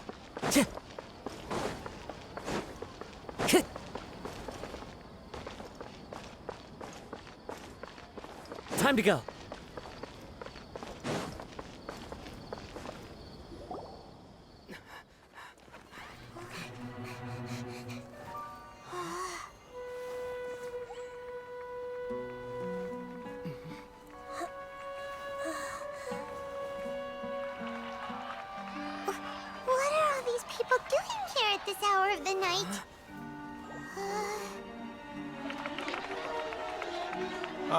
The triumphant hero returns at last.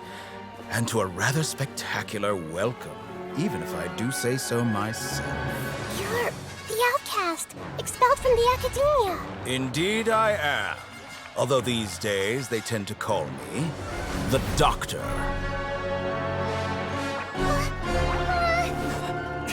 If you're looking for your researcher friend, she has already been taken into confinement. With some basic caution, she could have discovered the listening device on her person. Clearly, she lacks the degree of rigor expected of a true scholar.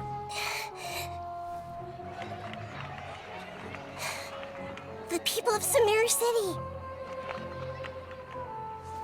What have you done to them? I simply made some minor adjustments to their Akasha terminals. Now they can deposit information directly into the subconscious. As you can see, all these lovely people now believe this traveler is a hero who has just saved the world. My experiment is a success. And now it seems they can no longer hold back their sheer adoration. No, what should we do? These are all just regular people. Leave now. You need to get out of here. But that guy's a Fatui Harbinger! We can't just leave you here! Nor can I abandon the people of Sumeru!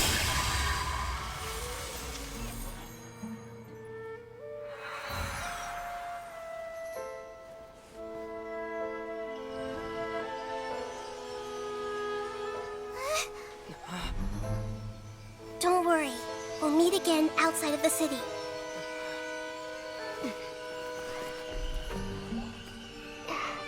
I see. You appear to have overridden their mental faculties with your own consciousness.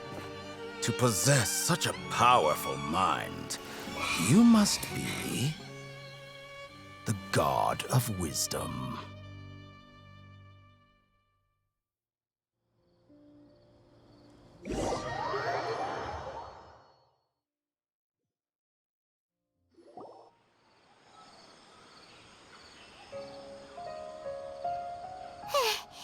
This should be far enough. Whew. Paimon needs to catch her breath first. Is Nahida going to be okay? We only made it out because of her.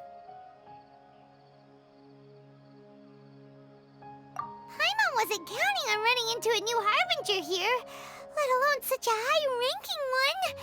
That guy was number 2. So scary. He called himself the Doctor. Remember, Tainari told us about him. Sataria did say that someone who once got expelled from the Academia came back recently. And that even the sages are wary of him. Yep, sounds like she must have been talking about the Doctor.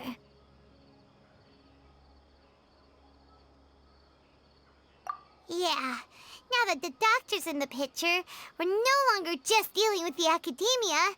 They're in cahoots with the Fatui. But what are the Fatui after this time? Another Gnosis? Yeah, things would be a lot easier with Nahida's help. Nahida said we'll meet again outside of the city. But we can't just keep waiting around, right?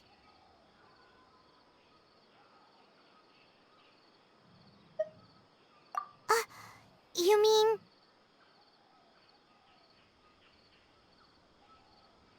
Oh, right! Wasn't he invited by the sages to work on some project when we were staying with him in the Vidia Forest? That has to be the same project. Even though he turned it down at the time, he might still know something. There's no time to lose. Let's go to Gandharvaville.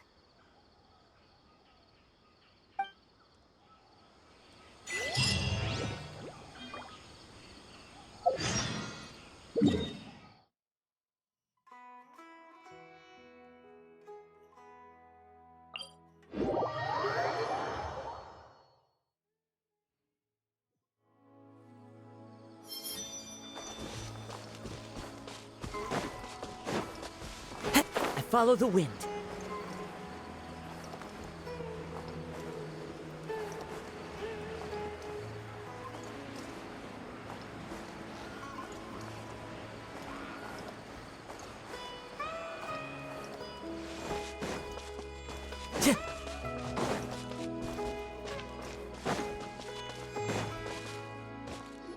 Hold it right there. A blonde-haired traveler and a floating fairy. We've got you, all right. Take a look around. You've fallen right into our trap. Are you mercenaries from the Corps of 30? Did you come here to arrest us? Corps of 30? We're nothing like those government lapdogs who don't even get scraps for their work. We are an elite brigade that commands the highest commission rate in all of Sumeru.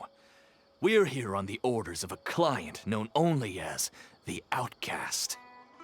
The Outcast? An outcast from the Academia?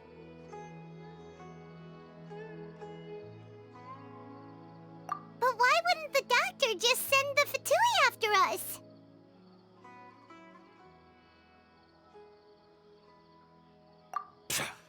Still wasting time on idle chit-chat. We'll shut you up soon enough. Get them! You're up, Traveler! A new punching bag. It's fine. The wind knows me. Rise. Illusion shattered! Incinerate! Into the wind. There is no escape! New pumpkin.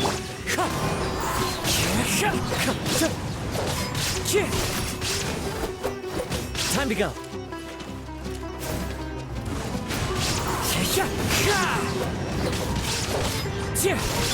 Boom boom!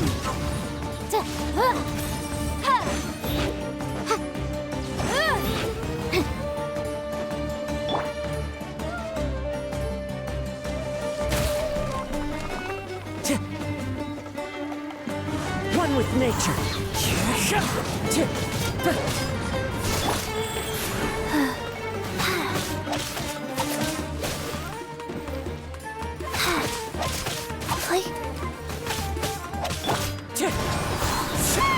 It isn't over yet! Here comes reinforcements!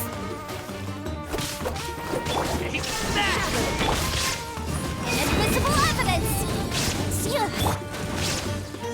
Into the wind.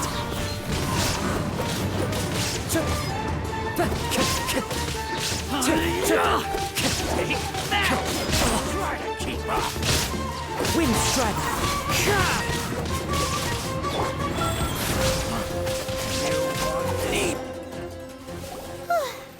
That was pretty rough.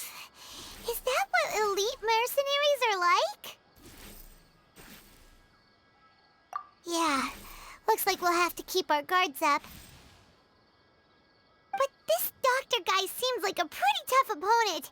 He knew exactly where to set up an ambush. Did he predict that we would try to find Tighnari? Going up against smart people is tough. Anyway, let's keep going.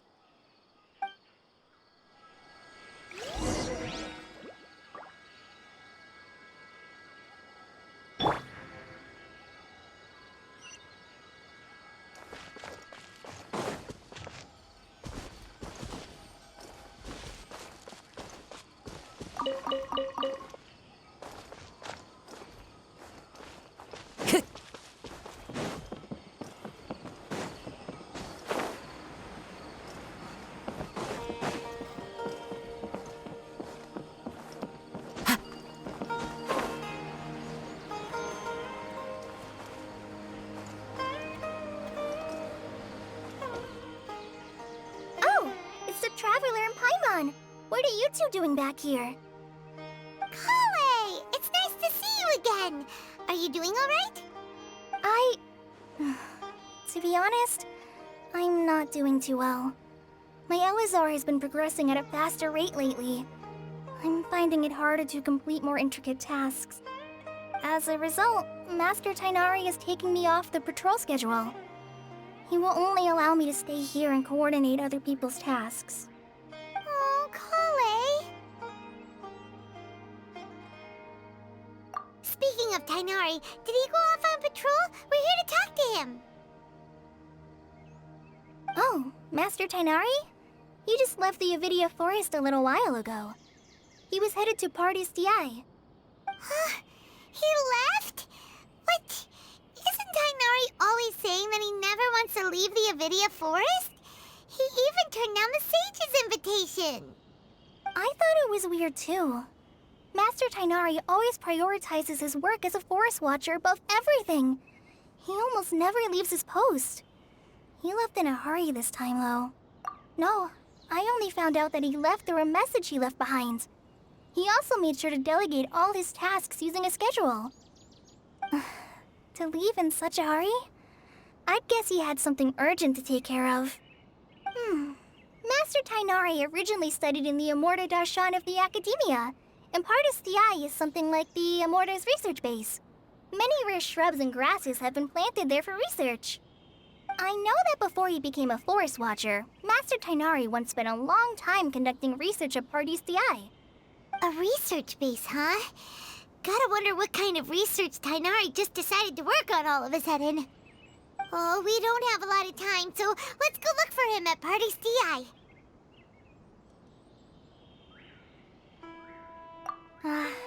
Don't worry. I'm fine. I'm used to living with Elazar by now. If you run into Master Tighnari, please send him my regards. Got it. Will do. See you later, Kale.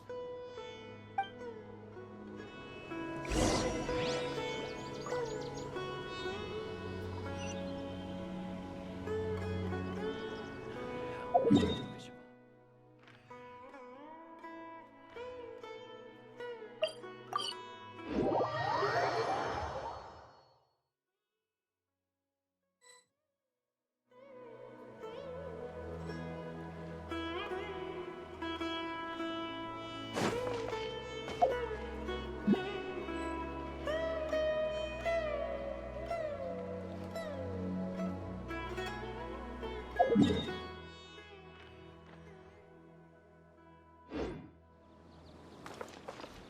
Look who it is! Thank goodness you're okay. We were so worried about you. Hey! This was supposed to be a touching reunion, but you're ruining the moment! Actually, it's very smart of the Traveler to be wary of me right now. After all, the Doctor has shown that his technology can apparently even control human minds. Plus, it's not like you could have known what happened after we split up and I was facing the Doctor by myself. Even a pool of stagnant water after a torrential storm can occasionally pass as a patch of sky. Paimon feels like only the real Nahida could come up with such an obscure analogy. Huh? But I wasn't trying to win your trust or anything. All I wanted was to clarify my point. Well, we understand that point now. Please, Nahida, tell us more about what happened. Are those poor people all right? When you left, I was still in the middle of restoring everyone's minds.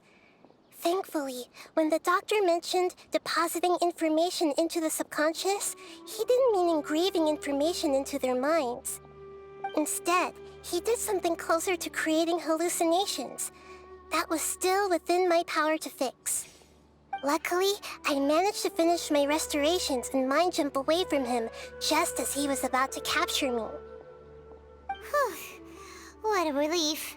The Doctor sure pulled out some hidden cards, but good thing we had Nahida with us. I wouldn't be relieved just yet. I gave away my true identity when I restored everyone's minds, which means we've lost another one of our trump cards. Also, the Doctor is already an expert at modifying Akasha terminals. Maybe it's only a matter of time until he captures my consciousness inside the Akasha. Would that mean you'd no longer be able to jump between minds? Then how do we stop him? He's still at the Academia, so it's possible he already started messing with the Akasha. Ugh, it feels like he's toying with us. What a nasty piece of work. Plus, the Doctor's combat ability alone is apparently enough to make him worthy of being number 2 of the Fatui. We shouldn't give up hope just yet. Let's try to find another way to attack this problem.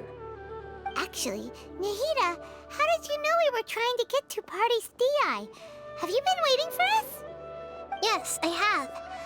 I can see the Traveler's elemental energy, so I deduced your destination by looking at the direction you were moving in. You didn't come here for sightseeing, right? Did you find any leads? We're looking for a scholar we know. His name is Tainari, and the sages once tried to reach out to him. Why don't you come inside with us and see what we can find? Okay, let's just hope we won't get him into trouble.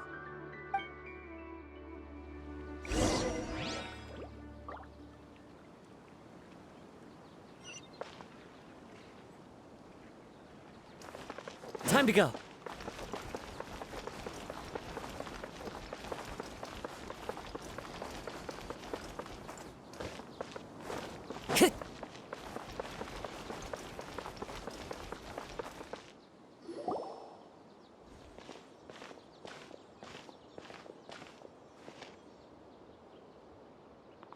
Traveler?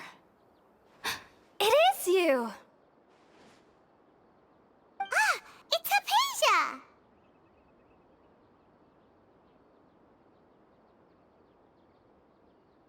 Ah, what a pleasant surprise!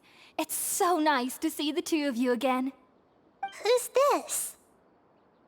She's a scholar we met in the Avidia Forest. When we last saw each other, she was still training in the...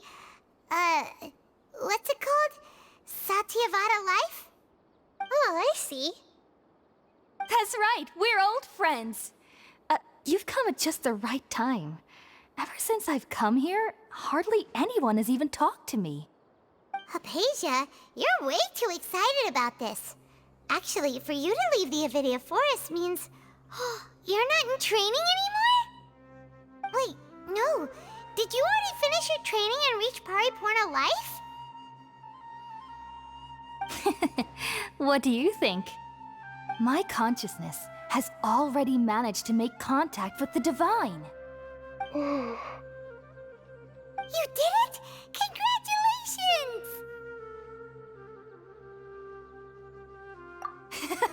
It's so exhilarating to share this sublime joy with others at long last! When my consciousness made contact with the gods. What a supreme and unparalleled experience that was! That sounds incredible!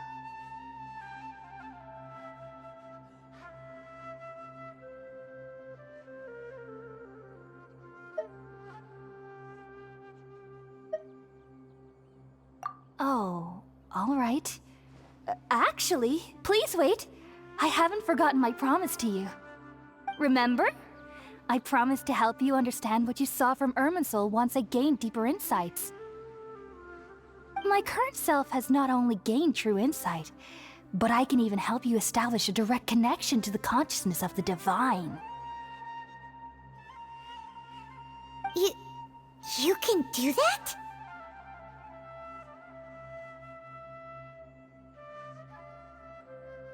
I've never heard of anything like that, but if you want to give it a try, I'll do my best to protect your consciousness during the process.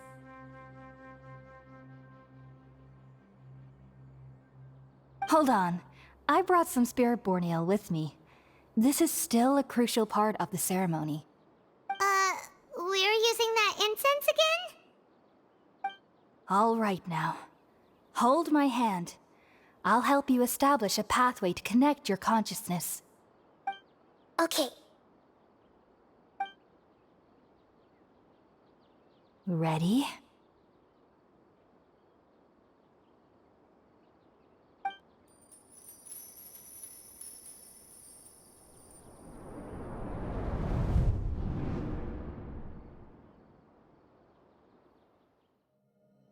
It took 3 betrayals for me to finally understand. The world is just an elaborate tapestry of lies. My fury will never be quelled. The first to betray me was a god. My creator. My mother. Valuing strength above all, she saw no worth in me and I was discarded. The second was a human. My family. My friend. Consumed by fear, he saw me as an abomination. The third was one exactly like me. A hope for the future. A fledgling barely out of the nest. Powerless before his mortality, he broke his promise to me. Humans, they can't be trusted. And the gods fill me with pure loathing. So I said good riddance. I denounce the world and laugh in its face. My chest will never again be defiled by worldly filth. I will scrub away every last trace of human emotion. Then it will be empty, a blank slate, and ready to receive a supreme gnosis, brimming with pure divinity.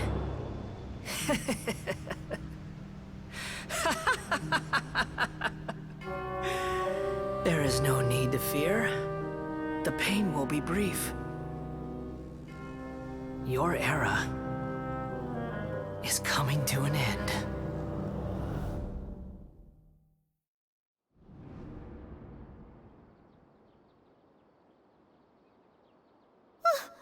What was that?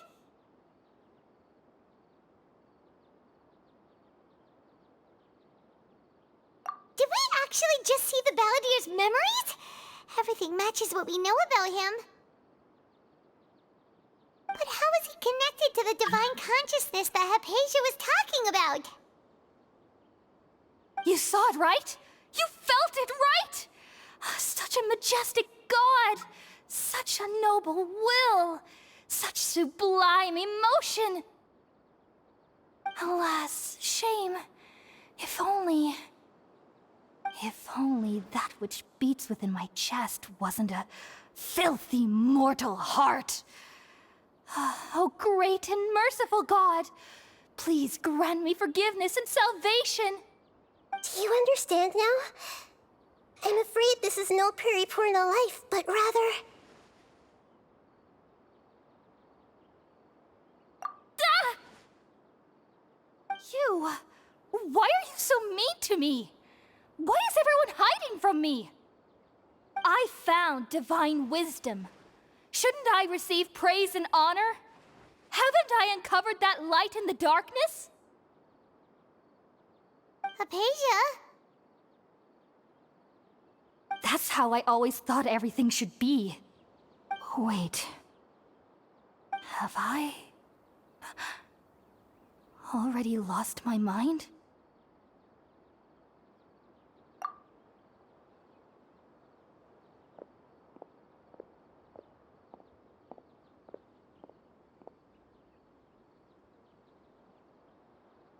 Wait, something isn't right.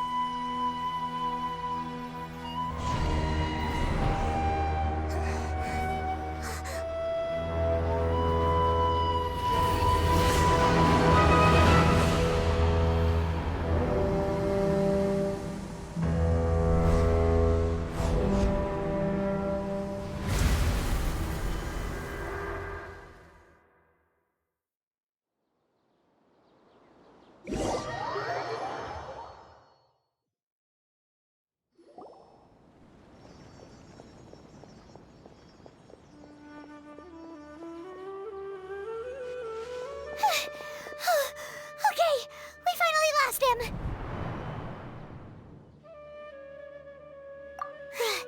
Are you okay, Nahida? Wait, no. Something feels different.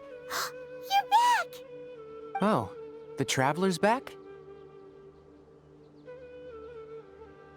Nahida was controlling your body for a while. It seemed like she jumped over to you as an emergency measure right before the Catherine puppet was destroyed. After that, Tainari heard the commotion and came over. He helped us defeat the mercenaries and then he ran with us all the way here. What? You swapped places? You mean your consciousness also went into Nahida's body? Wait, then where is Nahida's consciousness? Where is she now? I never imagined that an individual's consciousness could be transferred around like this. Had I not seen it with my own eyes, I would have never believed it. I don't think this can be achieved with current human technology. Also, while we were running, the consciousness in your body told me to pass on a message. She said, "The doctor has found a way to trap my consciousness, so I can't journey with you anymore. But even in a moonless night, a shower of starlight can still drown out illusions and lies." Oh no! Nahida's trapped in the sanctuary of Surasthana for good this time. Was that message all she left for us? It's pretty vague.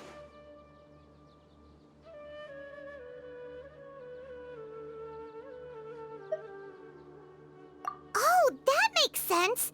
Since the doctor captured her, she won't be able to say anything without him knowing.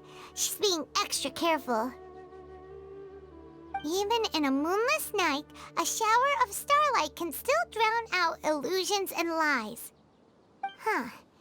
Paimon knows the moon, illusions, and lies are from the alchemical divination at the Sub-Zero's festival. Didn't Nahida use a starlight analogy before? It had something to do with Setaria.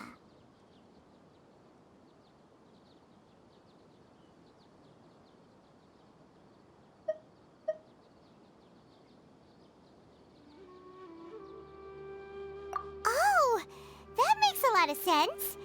Huh. Do you think Nahida was telling us to go find help in the desert? But she isn't with us anymore. Think we'll be okay? Paimon, you said Sanctuary of Surasthana, correct? Does this mean that this Nahida you're talking about, the consciousness who was occupying the traveler's body, is the Dendro Archon? Your guess is correct, but the situation's a bit complicated, so it's really hard for us to explain right now. That's all right. A scholar's curiosity doesn't need to be appeased right away. As for the complicated nature of the situation, safe to say I have witnessed that for myself. I've spent some time with you, and it looks like the Dendro Archon's also on your side. So, I trust you. Thank you, Tainari. Oh, actually, we came here to ask you a question. What do you know about the project that the sages have been working on? Ah, that. While I was indeed invited to join that project, the sages were always secretive about its scope and goals, so I eventually declined. All I know is that the project has something to do with the restoration of Irminsul. Huh? Did you see something when you were in Nahida's body?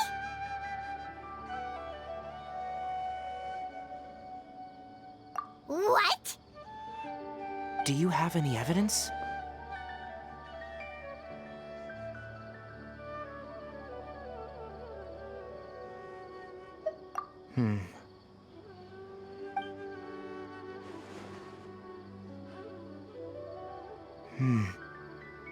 So that's what happened. That explains why Hypatia's symptoms were different from those of the other scholars who went mad. It's because she made contact with the consciousness of a new god who is still in the process of being born. Tainari, did you leave the Avidia Forest because of Hypatia? I did. I noticed Hypatia's mental anomalies, but since her symptoms were rather atypical, I secretly took her to Pardis Di and began searching for a way to return her to her normal self. If I didn't take action, Hypatia would have already been taken by the Matra to the desert, doomed to a life of exile at Aru Village. Now that you mention it, I knew the Academia has never thought particularly highly of Lesser Lord Kusanali, but I still didn't expect them to do something as arrogant as creating a new god. Looks like I made the right decision by not accepting their invitation. The Doctor and the Balladeer. We have 2 Fatui Harbingers in Sumeru. Sounds like we're in for a bad time. From your description, I don't think they've completed their project. There may still be room for us to intervene. But then, what is the connection between creating a new god and restoring Irminsul? Yeah, it feels like we're still nowhere close to figuring out the sage's goals. Right, we've pretty much gone over everything we need to know, so we should head out. How about you, Tainari? What are you going to do? I'll stay here for now. I still want to try a few more things to help Hypatia. If you're planning to go into the desert, start by heading for Caravan Ribat. That'll be your fastest route. Come find me here if there's anything else I can do to help. May the spirit of wisdom go with you. Thanks, Tainari. Hopefully Hypatia will feel better soon. We're off then.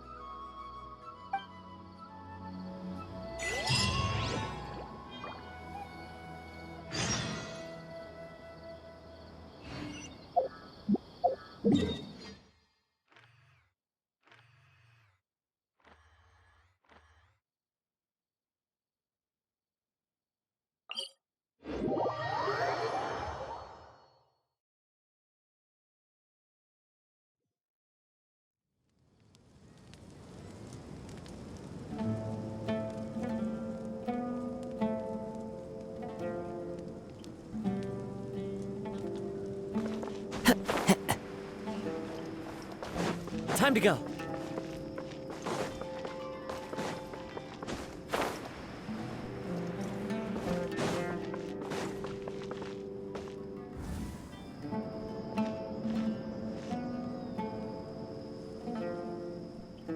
We finally made it to Caravan Rebot. It's pretty lively here. So, just past this wall is the desert, huh? Oh, wow. Paimon remembers hearing people call this the Wall of Samiel. It's made to block sandstorms from the outside. Oh, if it's this tall, it's gotta be the divine work of Greater Lord Rukkhadevata, right? Enough gawking. Come on, follow me. Huh?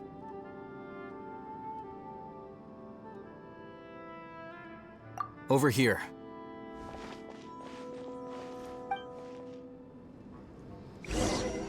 Oh, Hatham went that way! Let's hurry up and follow him.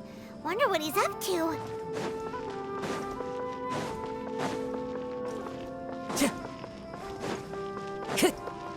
Time to go.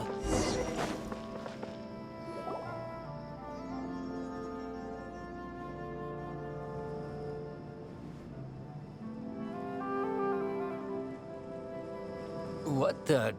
Where did he go?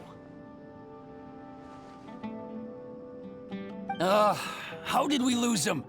They were just here a second ago. More Eremite mercenaries? Who are they working for this time? Anyway, Traveler, it seems like we were being followed again. You were too careless. You should have noticed those hopeless amateurs trailing you a long time ago.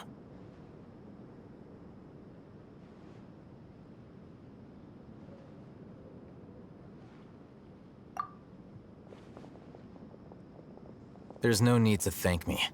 I've never cared to keep track of personal favors. All I did was correct a mistake I happened to come across. It's a habit I developed at the Academia. You really gave Paimon a scare, Al-Hatham. We never thought we'd run into you here. Last time we met at Port Ormos, didn't you say you were going back to the Academia? Wait, don't tell Paimon that you're here to take us back on their orders. Oh, so you've already landed yourselves on the Academia's hit list. I can't say that I didn't expect it. However, had I wished to turn you over to the Academia, don't you think you'd already be the Eremites' honored guests by now? Oh, right. You do have a point.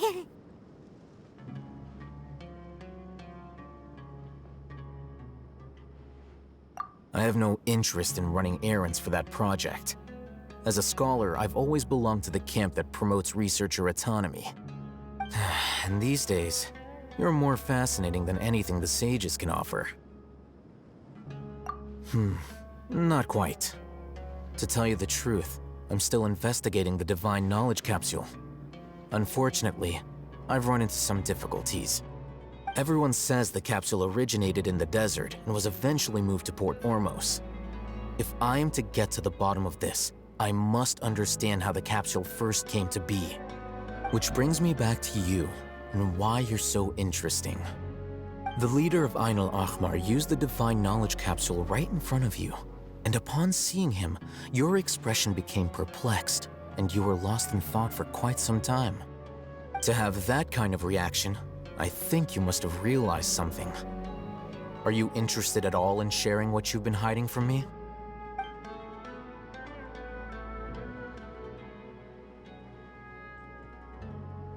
Al-Hatham, you really have a ridiculous eye for detail. What kind of person even notices or remembers stuff like that? So that's your answer. Well, I do work for the Academia after all. So considering that, it is indeed wise to keep your cards close to your chest. But that does prove you do have some undisclosed information about the Divine Knowledge Capsule. Am I right?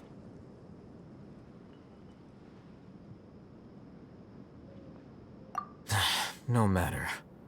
Rather than simply learning the answers from you, I'd still prefer to investigate on my own. Speaking of, you two are also headed to the desert? That's right! We have the same plan as you! But we don't really have any concrete goals at the moment. Then I'd suggest starting with Aru Village. It's the largest settlement in the desert, so it'll probably have more resources and intel than anywhere else. Well, would you like to head there together? It's always better to travel with someone you know. Let's go!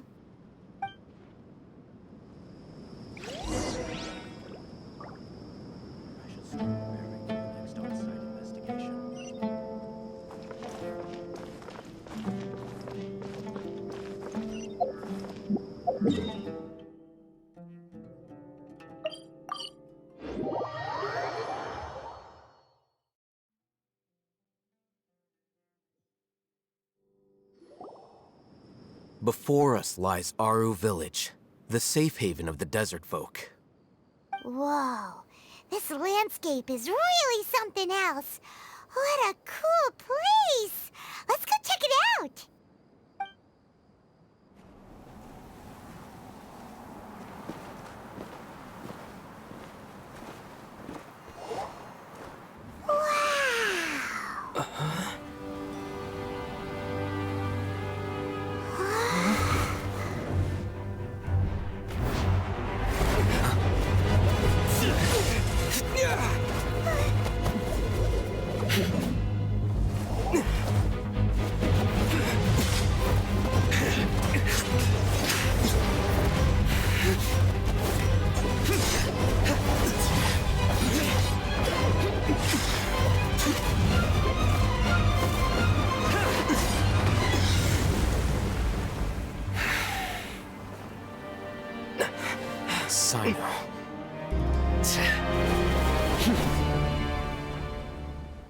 Unless my memory fails me, we have barely spoken 2 words to each other before now at the Academia.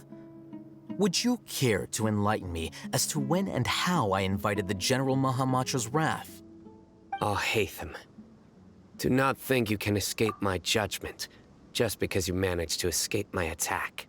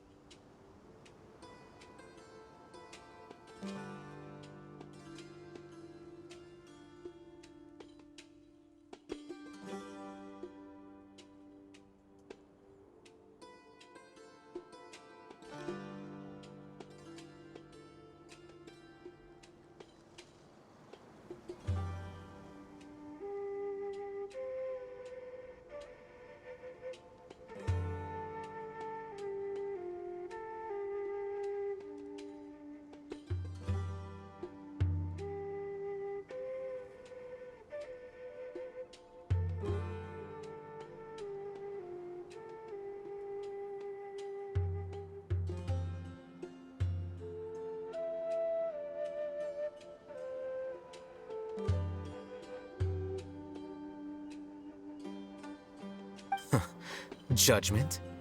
So that's how you'd characterize your actions here, is it? Or would elimination perhaps be a more accurate description? Had I used my full strength, not even this traveler would have been able to stop me. Though styled like an assassination, I sought only to ensure that my target would be unable to flee or resist. Standard practice for the Matra, as well you know. Seemed to me more like your own personal touch. Who is that, Alhaitham? Did you call him General Mahamatra? Yes. General Mahamatra Sino, head of all the Matra at the Academia. He's a formidable hunter, and the ultimate nightmare for any who have committed academic crimes. You seem to have placed a lot of trust in Alhaitham, to the point of blocking an attack for him. If I were you, I'd never choose to side with him. I wouldn't believe a single word that comes out of his mouth. I have been pursuing this scribe for a long time. I urge you, stand back and do not seek to defend him any longer. Has Alhaitham done something wrong? Paimon doesn't think he's as bad as you've made him out to be. I won't waste my breath explaining things. Alhaitham, I saw it during our fight. Take it out. The divine knowledge capsule you're hiding on your person. Unless you want me to retrieve it for myself. Very perceptive of you. Nothing escapes a Matra's senses. Wait, the divine knowledge capsule? Didn't it fall into the Matra's hands in Port Ormos?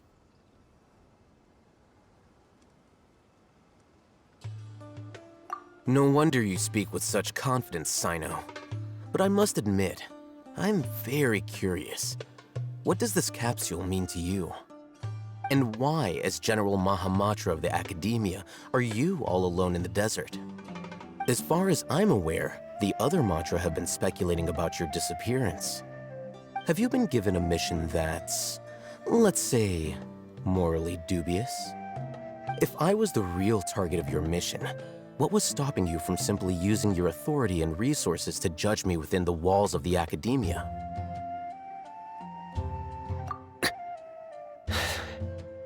I should have known you'd be difficult to deal with. You two? Ugh! What should we do, Traveler? Paimon feels like we can't trust either of them! Ahem. Well, look at you two, acting all tough and self-righteous over there. Wait, Dia?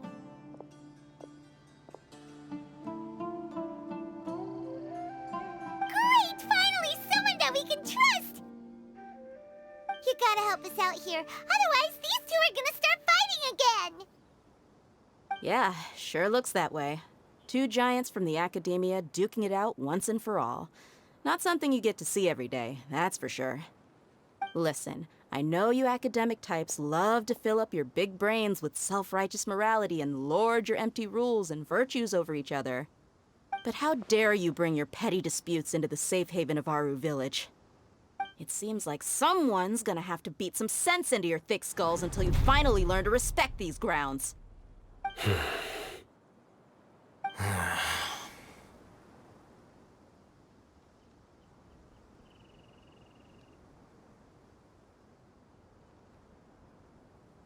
Hey, did either of you hear a word I just said?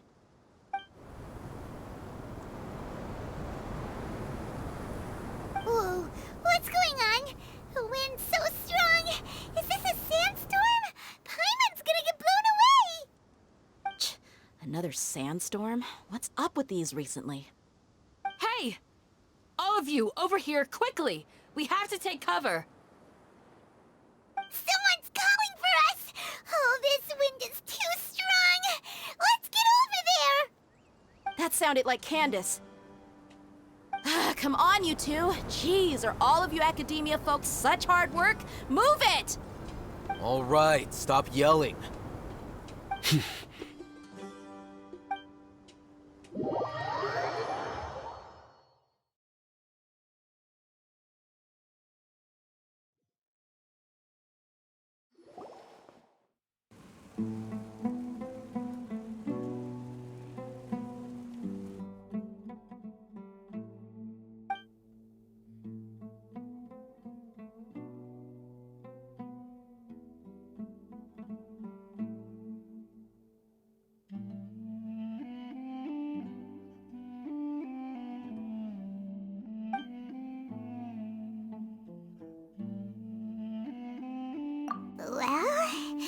This is pretty awkward.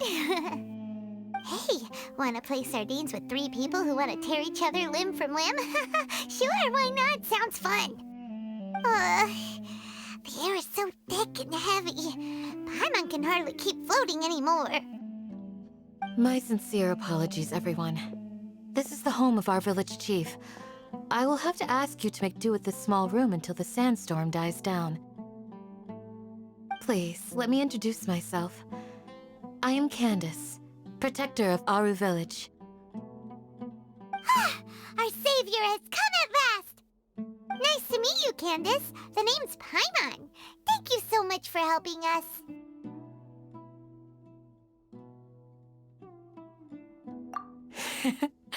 There's no need to thank me.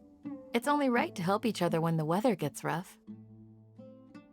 Wow, she's so gentle and caring, like a nice older sister. Unlike those guys over there. All right. Now that we're all better acquainted, we should return to the topic at hand. As a guardian charged with the responsibility to protect my fellow villagers from harm, I was observing your conflict from afar, even before the sandstorm started. And now that you have set foot within our village itself, it is all the more my responsibility to make absolutely sure that you pose no threat whatsoever to us. So please, have an honest and sincere conversation with one another, and put your hostile feelings to rest. If anyone dares to start anything again while they are under this roof, I will not hesitate to send them out for some quality time with the creatures of the sandstorm. On second thought, Paimon may have misjudged Candace's character. And that goes for you too, Miss Dia. Do I make myself clear? All right, we got it, Candace. That's what I like to hear. So, which of you will begin? I was supposed to be a mediator, but I might have gotten a little too involved just now. Anyway, one of those two should probably start talking. Wait, that was you trying to be a mediator? I have nothing to hide, so there's no shame in explaining myself. While Alhaitham wasn't wrong about the other Matra not knowing my whereabouts, it's not because I've been assigned a morally dubious mission. Rather, I've chosen to exile myself. Huh? Exile yourself? A little while ago, I discovered that there was data missing in the Academia's project planning and development files. What little they did report clearly did not match the project's actual progress. As General Mahamatra, I had the responsibility and authority to request an audit. However, to my surprise, the person responsible for the erroneous data was none other than Grand Sage Azar himself. I tried to investigate the issue myself before submitting a formal audit request, but I soon found that all leads and potential pieces of incriminating evidence were carefully concealed from me.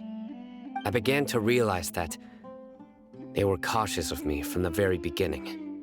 Unsurprisingly, the Grand Sage rejected my audit request as soon as the submission reached his desk. He even said to me, "The power of the General Mahamatra is granted by the sages. You have no right to judge us." So they really are up to no good. I realized then that to the Grand Sage, the Matra are nothing more than tools for the sages to assert and maintain their control over knowledge. The vows that we took, the principles that we strive to uphold, they are meaningless to the academia of today. I believed it would be wise to flee the academia before the sages had a chance to take action against me. This way, they can no longer see nor predict my actions. I will never give up on this investigation. There's no need for someone else to give me power or authority. Once I find the truth, I will administer judgment by my own name. Sino seems to have the same goal as us. We're all investigating the sages. Plus, now that he's no longer the General Mahamatra, he somehow feels a lot less scary.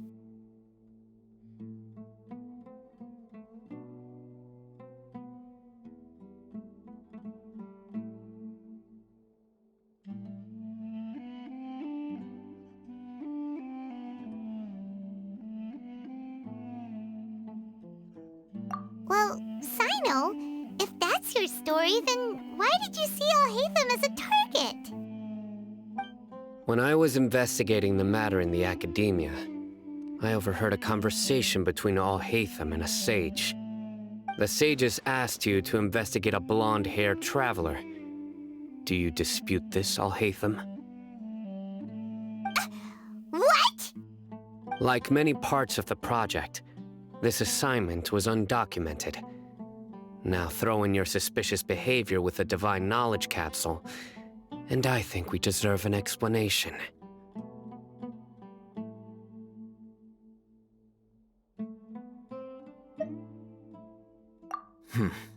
Yes. I was indeed tasked with investigating the Traveler. Alhaitham! After all, the promised reward was so great that hardly any scholar could have refused.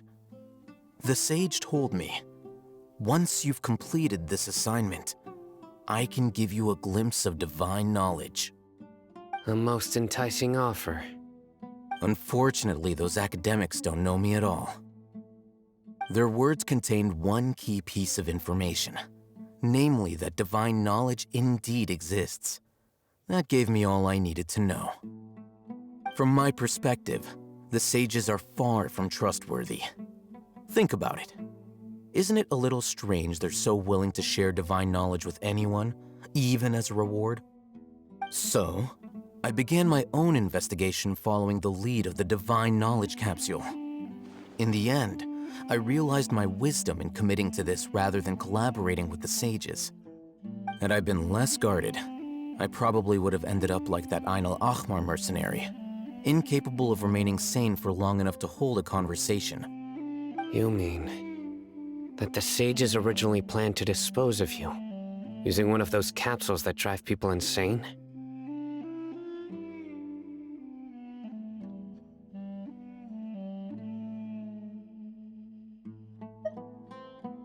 I'd already given up on the assignment by then.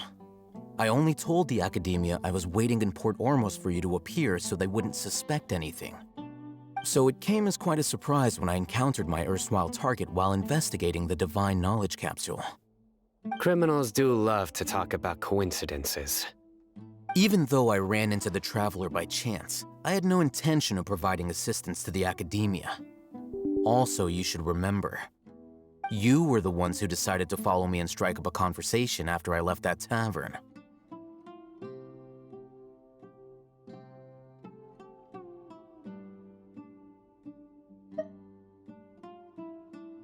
That's true. Alhaitham helped us out at Caravan Rebat as well. Maybe he's telling the truth. I'm willing to apologize, if that's worth anything to you. I took the Divine Knowledge Capsule behind your back because I judged its existence to be a significant risk. I felt that it would be best for no one to interact with it before it had been properly studied. After all, curiosity often proves to be the most dangerous thing in this land. You should be well aware, Scribe Alhaitham, that curiosity can also lead you to danger and suspicion. Answer me this. Did the sages share any information about their project with you? Have I not made myself clear? You and I are both distrusted by the academia. Do you really think they would tell me anything? Fine. Although you haven't completely proven your innocence, I won't regard you as an enemy, for now. As you wish. Good. I'm glad to see you two clearing up your misunderstandings. And now you, Dia. I believe it's your turn. Oh, sorry. Whatever the boys were talking about must have been so boring that I spaced out. My situation is pretty straightforward. My employer, Dunyarzad of the Homayani family, is friends with the Traveler and is currently recovering from her illness at home. I had nothing going on, so I decided to return to our village for a visit. I was actually looking forward to a pretty exciting time getting back together with everyone here. But then I saw these two random guys in the middle of a pointless argument. It ticked me off, and things went downhill from there. Is that all? Well, I will admit that definitely sounds like your style.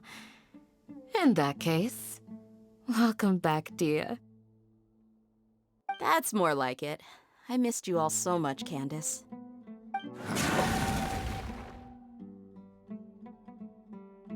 Whoa! What was that sound? No need to worry. Now that you're no longer at each other's throats, please make yourselves at home. I'll take a quick trip outside to clear out some of those creatures in the sandstorm. Creatures? In the sandstorm? Are you sure you don't want some backup? Fighting in a sandstorm is not for the faint-hearted. Anyone without extensive training in these conditions is at a disadvantage. You needn't worry. Yeah, just leave him to Candace. Don't worry, she's as tough as they come.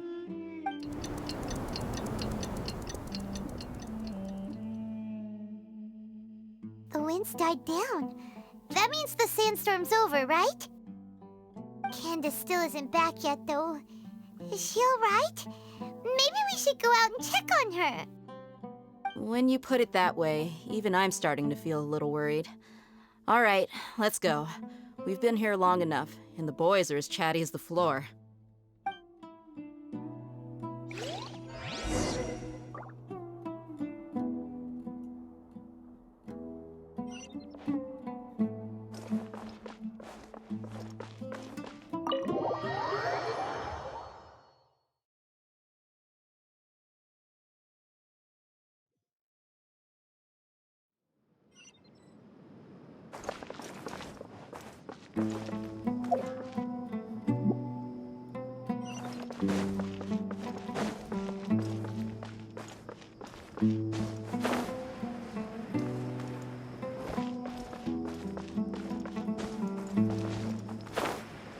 Grandma, is King Deshret really gonna come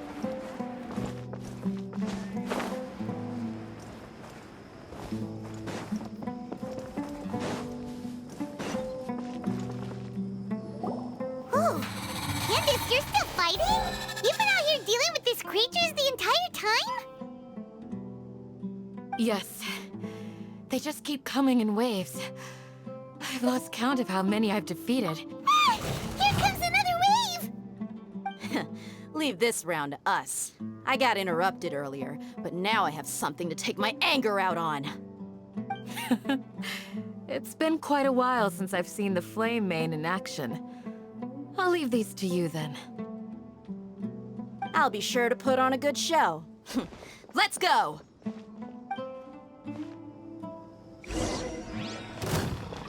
One with nature. Life goes on.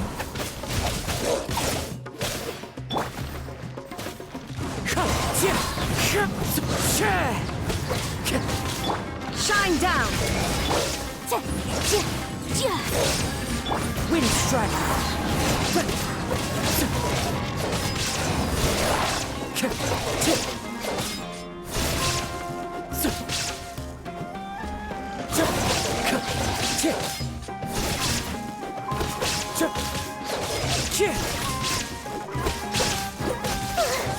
Here comes another wave! When are they ever gonna let up?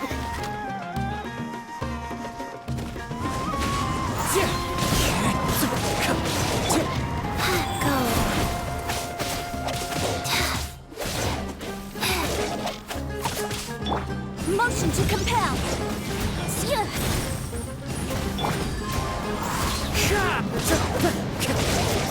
Fallen leaves, adorn my night!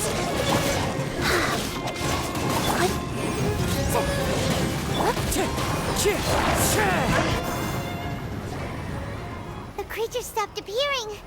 Was that the last of them? What we fought just now was probably the aftermath of the sandstorm. So we should be safe for the time being. Well fought, everyone. No injuries, I hope.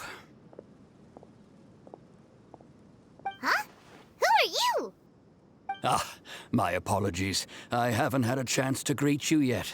I had my hands full taking care of the village's elderly and children.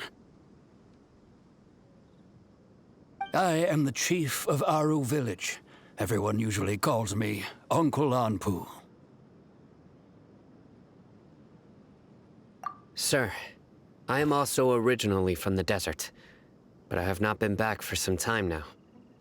May I ask if such sandstorms are common? I can't say they've always been common, but recently the storms have become increasingly severe and frequent. Besides sandstorms, we also occasionally get earthquakes. According to an investigator who stayed in the village a while ago, these unusual natural phenomena are related to the withering of Irminsul. Another effect of Irminsul's withering.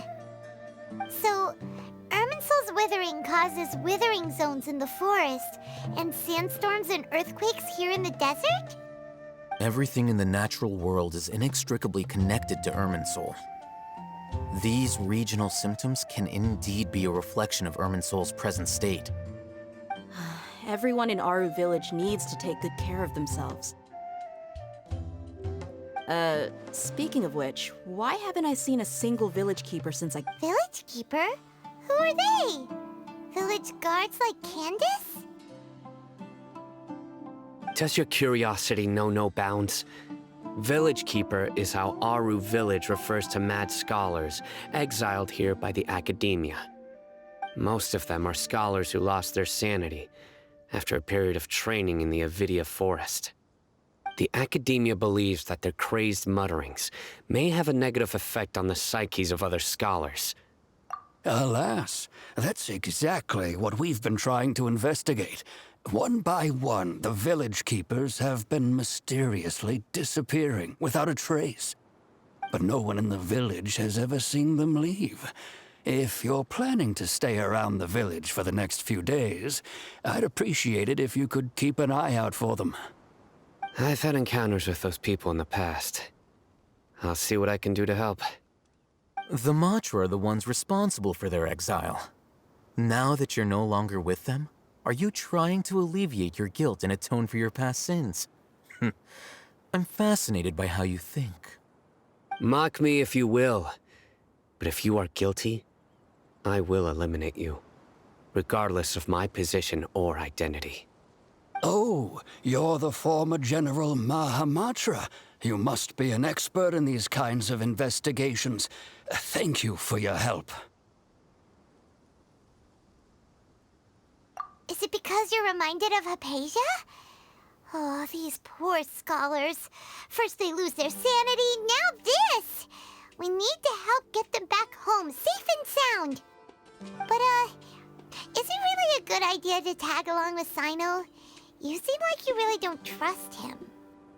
I'll be grateful for the assistance. No doubt you will do a better job than some of my former subordinates. Let's start by finding a spot to share what we know so far.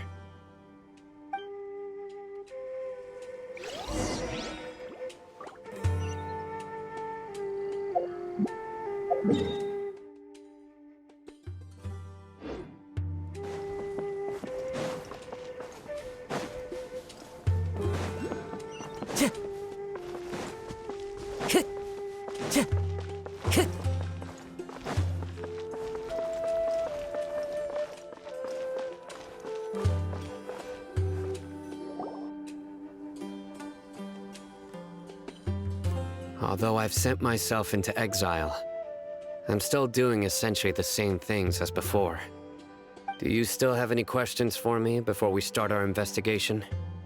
One of my former subordinates told me that this title has its origins in a strange incident. The Academia has long exiled mad scholars to Aru Village. A mysterious phenomenon exists here.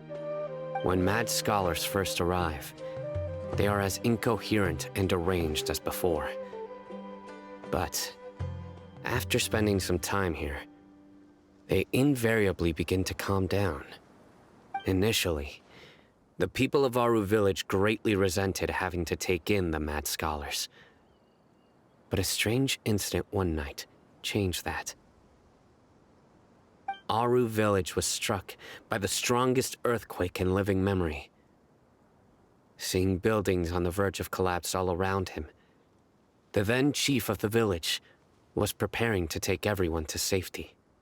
Suddenly, he noticed a mad scholar crouching in a corner, caressing the ground with his hands.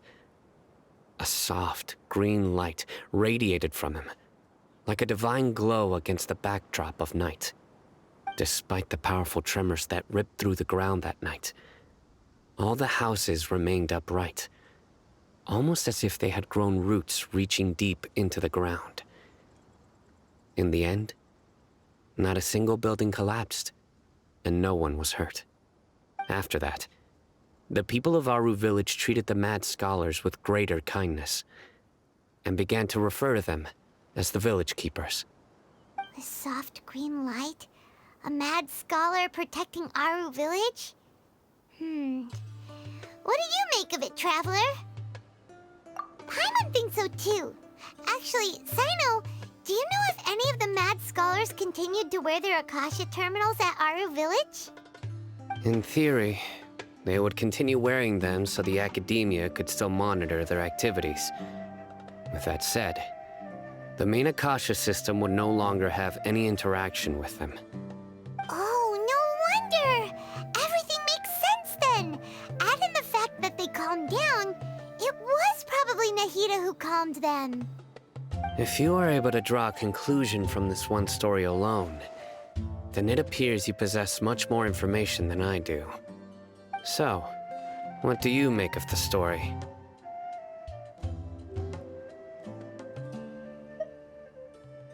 Really? Lesser Lord Kusanali. What? You don't believe us? Lesser Lord Kusanali was definitely using the Akasha to give her power to the mad scholars! No, it's not so much that I don't believe you. I'm just struck by your reasoning. Lesser Lord Kusanali, the current Dendro Archon, is she really active in Sumeru?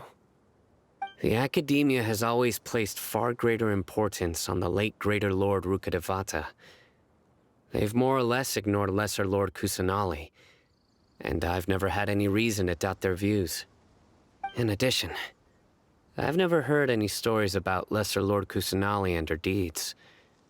To me, she might as well have been a god that never existed. No way! Nahida definitely exists! She's a... How should Paimon put it? She's a good Archon who's kind and wise, even if she says weird stuff sometimes.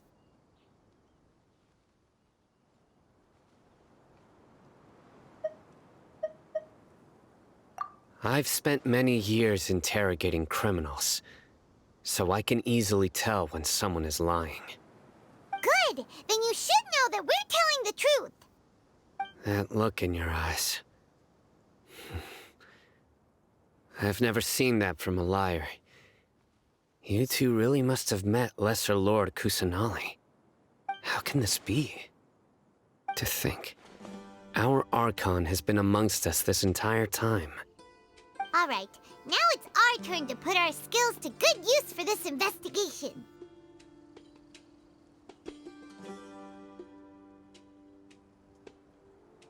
But easier said than done, especially since we don't have any leads. Maybe we can start by knocking on some doors.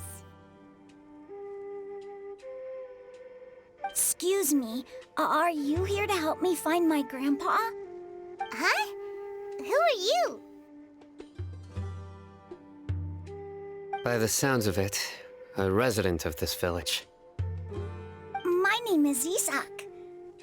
You'll help me find my grandpa, right? Is your grandpa a mad scholar?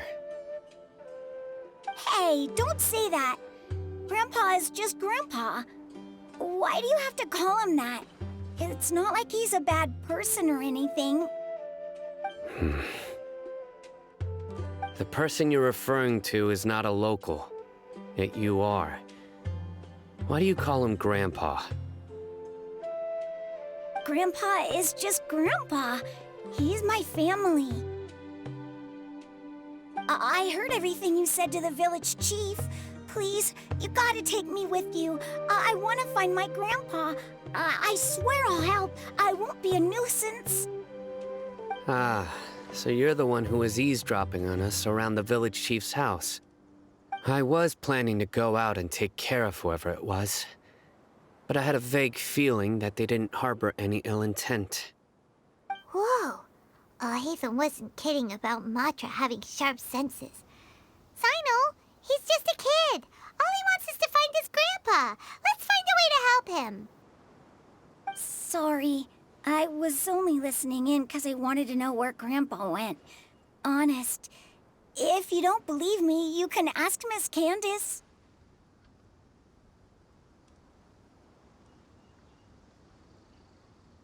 All right. But first, let's confirm the facts with Candace.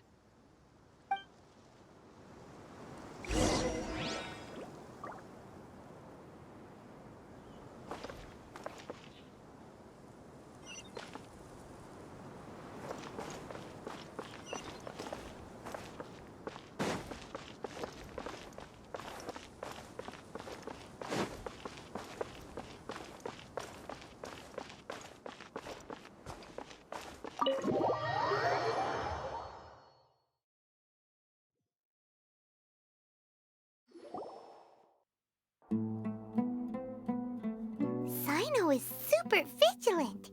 Is this what all the Matra are like? Ah, you're back already.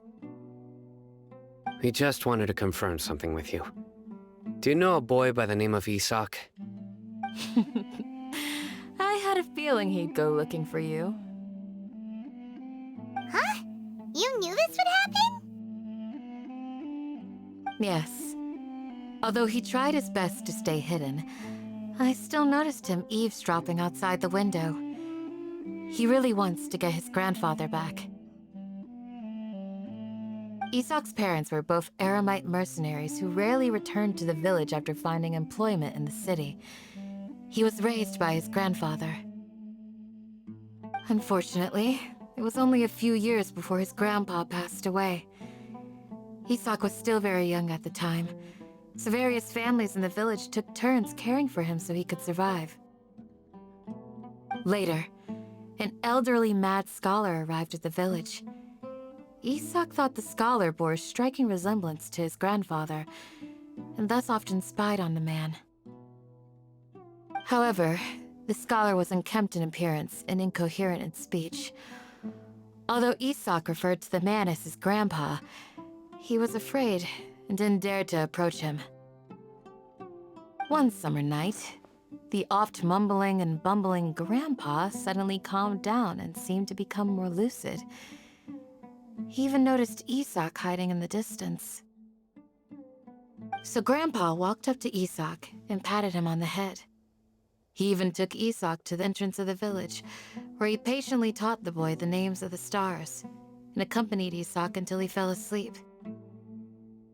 The next morning, Isak woke up and wanted to go find his grandpa again, only to realize his grandpa no longer recognized him.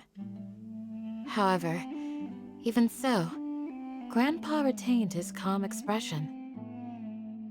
It's said that those who saw the scholar claimed he no longer appeared to be crazy, but appeared to be living in his own world, almost as if he were sleepwalking. Isak was thrilled that his grandpa was able to find peace and would follow him all the time, asking him things like, "Grandpa, want me to take you somewhere fun?" Or, "Grandpa, could you tell me stories about the stars again?"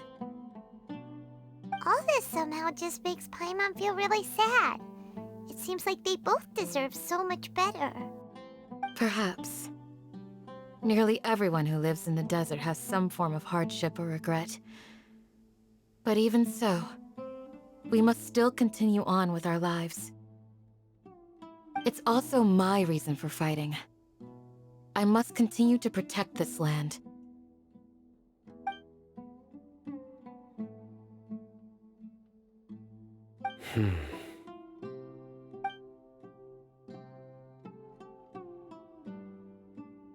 Maybe the people have always had a considerate god watching over them.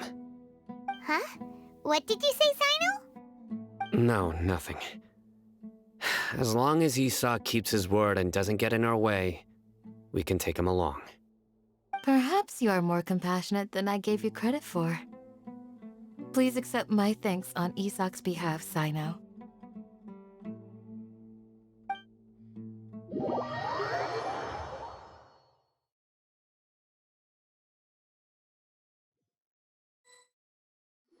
Hey, Isak! Oh, it's you guys! We've cleared everything up. Let's go find your grandpa. Really? Wow! Thank you so much!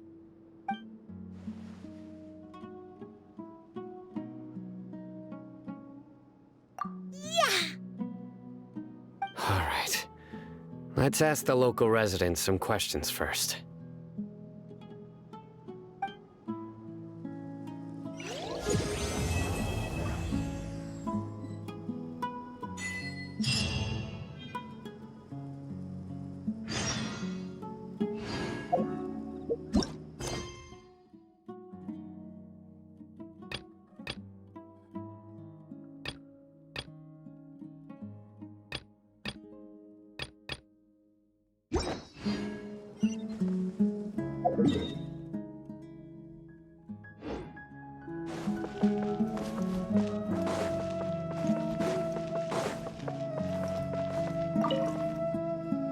Excuse me, did you happen to see where the missing scholars went?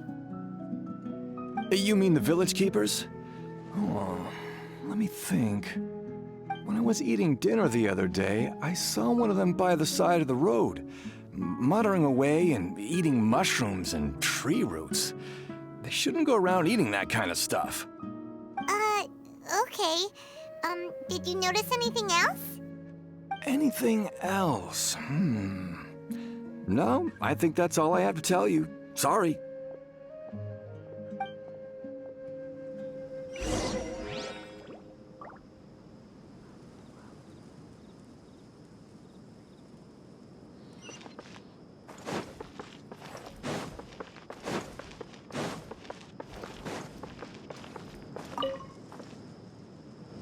The scholars that have gone missing.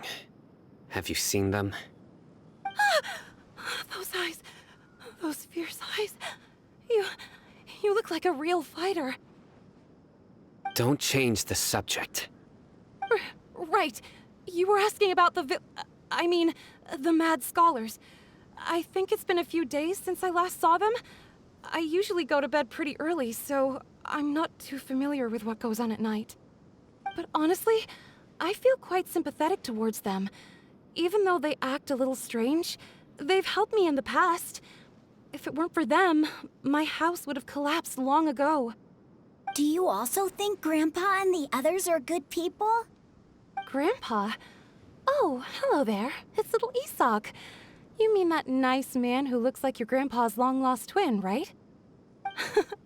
He was actually the one who protected my house. I saw it with my own eyes. He happened to be staying near my house that day and was doing something with his hands on the ground.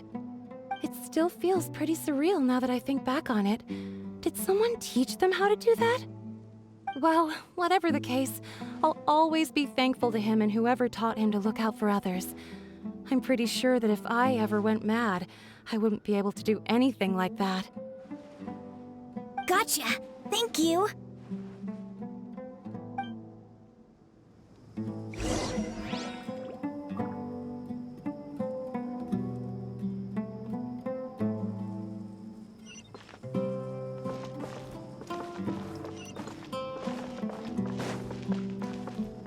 I follow the wind. Time to go.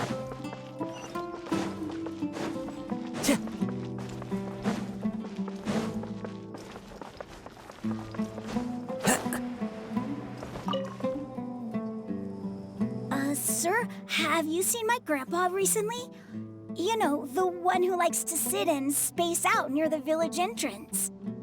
Oh, well, if it isn't Isak. Oh, your grandpa, huh? It's been a while. The last time I saw him, he was spacing out by the road as usual. I went and asked him if he'd like any of the food I had prepared, despite my wife's protests. Like many people, she's really quite terrified of them. And speaking of my wife, she's still always complaining about how I don't make enough mora. That might explain why she's always mad at me. Oh, thank you. Thank you for taking care of him. It was nothing. You're looking for him, right? Did he go for a walk and get lost? Yeah. Whew, that's no good. Well, once you found him, come by my place again and I'll cook a little something for the both of you. I've known you since you were very young, so as far as I'm concerned, you're family. Please feel free to come by anytime. Wow, what a nice guy! Okay, thank you, sir. Huh?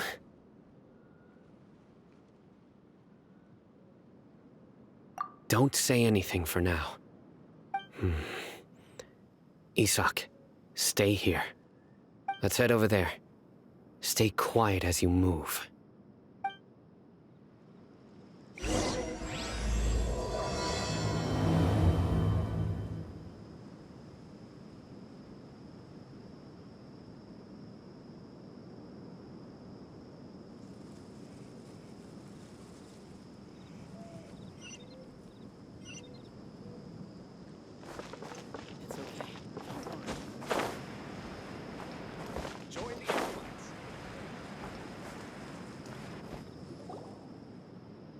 Listen, see if you can make out what they're saying. Have you heard? The mighty King Deshret, the sovereign of our faith, will soon return to this world. Yes, of course I have. King Deshret is the one and only true ruler of this land. I've never believed in any other gods.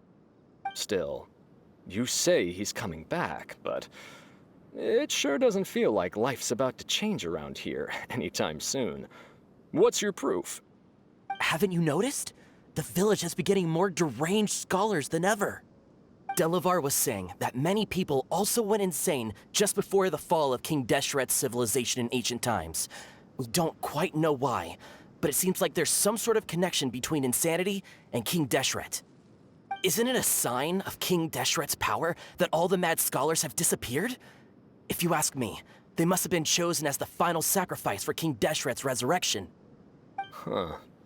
Now that you say it, that does make some sense.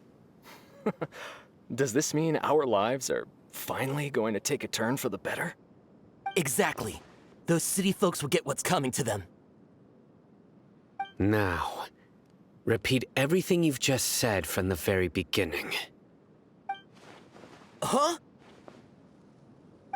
Who are you? Where did you come from? My patience is running thin. You heard what I asked.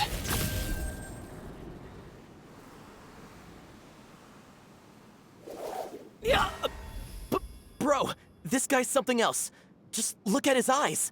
One wrong move, and he's gonna flay us alive. Let's not get on his bad side, okay? I am no match for this guy. Oh, okay, good sir. What is it you would like to know? Tell me about King Deshret's resurrection. Well, I only know a few things from hearsay. I went for a drink the other day and heard others talking about a rumor that the madmen will disappear and that King Deshret will return to this land. I'm not making this up, I swear! Hey, go on, keep talking. It's true. It's all true, sir. We desert folk have had more than enough of those people at the academia. They keep sending us all their mad scholars and won't let us have a good life. Would you want to live like this if you were in our place? The radicals were even more thrilled than me when they heard the news. We're all praying for King Deshret's speedy return. Delavar also said that once King Deshret returns to our side, it's only a matter of time before we conquer the land on the other side of the wall. They're all willing to serve under King Deshret and fight for a share of the glory. Is that so? Seems like he still wants to know more. Keep talking. Got it. At first, I told myself it was just the drink talking, but then all the mad scholars vanished without a trace, just as the rumors said. Please don't beat me up just for mentioning these rumors. If I'm guilty, then everyone else around here is also guilty. I'm just saying what the others said. The people here really like King Deshret, but dislike the Dendro Archon.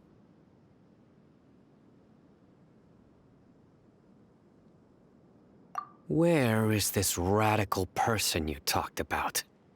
I haven't run into him over the past few days, so he probably hasn't been around the village.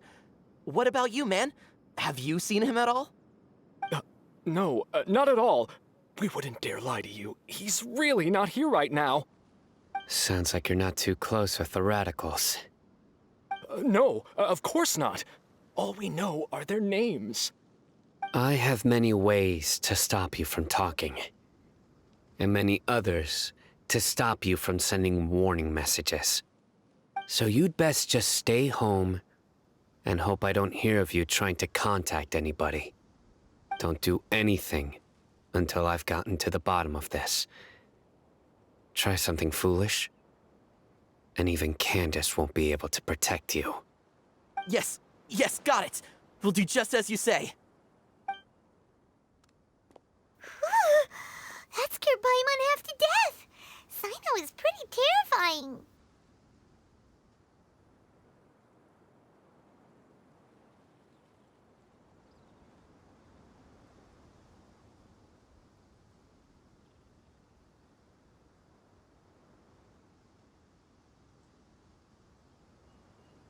He didn't try to reassure us at all. It's like he's used to hearing that. Oh, Paimon bets lots of people have told him that before.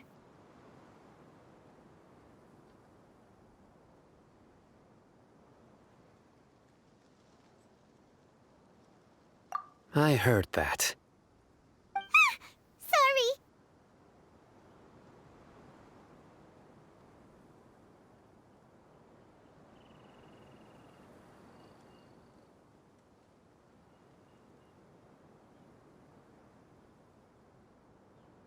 It's part of being a Matra.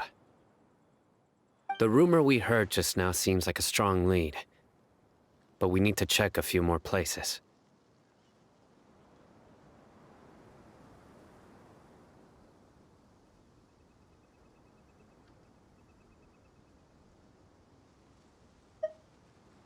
Very well. Isak! I'm here. Where's your grandpa's house? Well, I can take you there. Just follow me.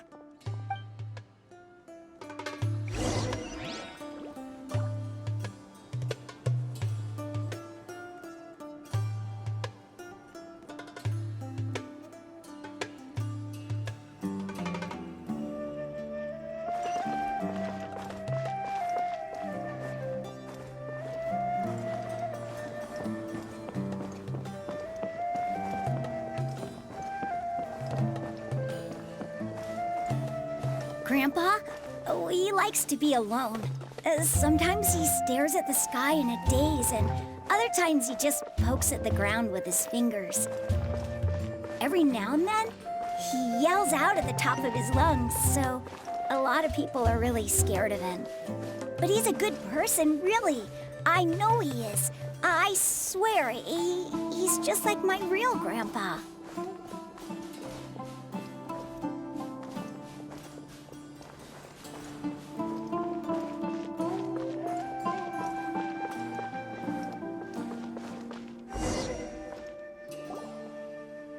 This is where Grandpa usually stays. There sure isn't much here.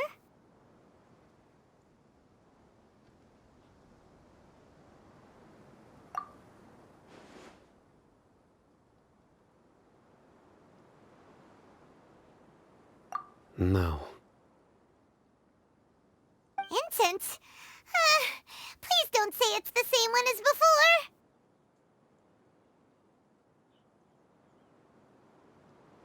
But are you okay? Are you getting dizzy or need to lie down? There's a scent that you can sense, but I can't. A certain traveler here once passed out from that smell. Thankfully, Tighnari saved the day. And then he gave us a long lecture to explain all about how it worked. So, you know Tainari? Huh? You know him too? Are you two friends? Yes. Now that I concentrate, I can also make out the scent of incense. Wait, surely Tainari didn't lecture you too? No. No need.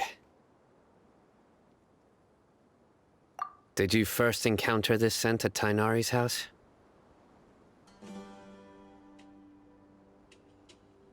In the forest. From a scholar.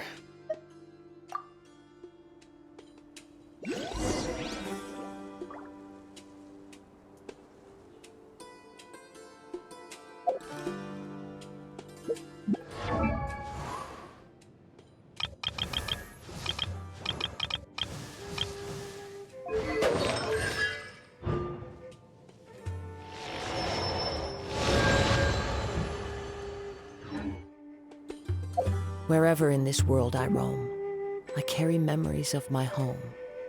This blade. It is the last link I have to the land of my birth.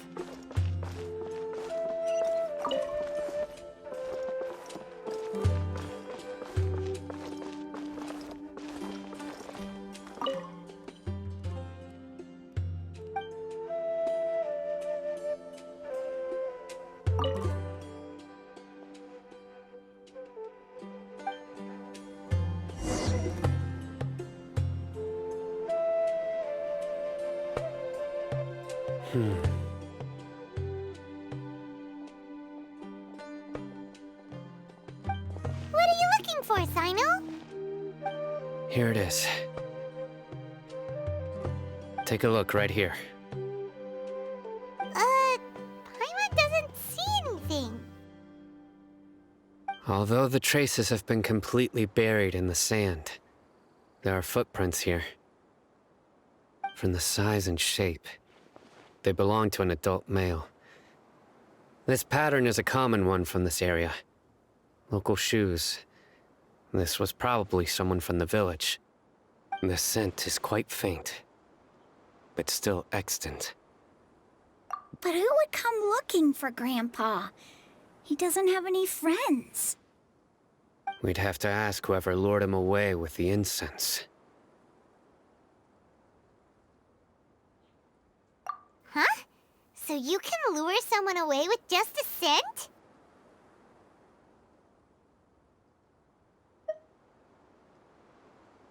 Hey! What's wrong with liking good food? Everyone's got something they love in life. Exactly. Most scholars are fond of incense, since the smell supposedly helps them clear their minds and discover new knowledge. Even deep within the clutches of madness, they still yearn for their knowledge-seeking days, and will follow the scent whenever it presents itself. No, Grandpa. So, someone's taking advantage of their weakness? Huh.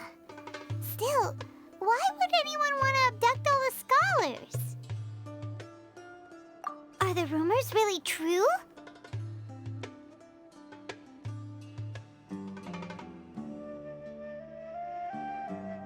Could the disappearance of all the mad scholars have something to do with the radicals?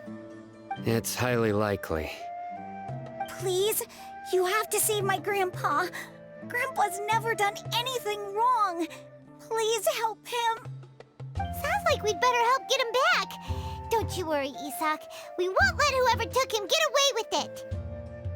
Let's head to Aru Village and inform Candace and the others about what we learned here. After that, we'll set off to find the scholars.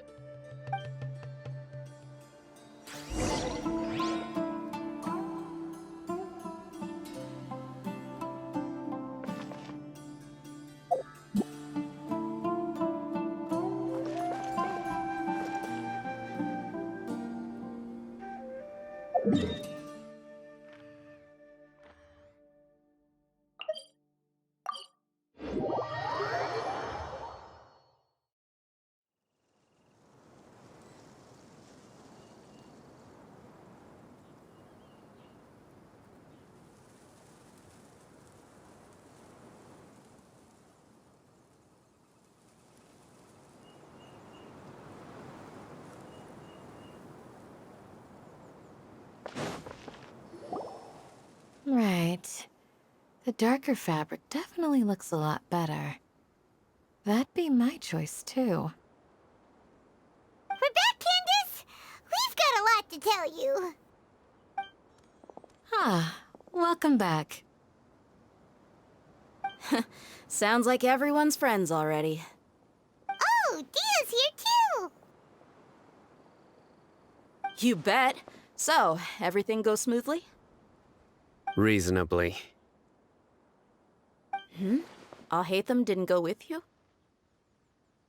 We haven't seen him at all. Huh. I saw him around the village entrance earlier and figured he was investigating with you. I guess he must have gone off on his own. Did you find out anything useful?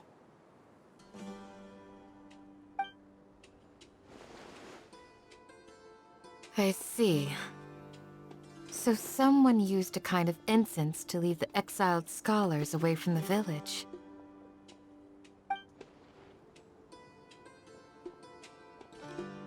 The resurrection of King Deshret? First I've heard of it. Far as I know, the kind of incense you just mentioned is only popular beyond the wall. Scholars are fond of it, but as you can see, there aren't many scholars still studying around these parts. No seller would be able to make a profit here. Not to mention, making incense is a labor-intensive process. You won't see anybody in the desert with the patience to make or sell something that requires that kind of effort.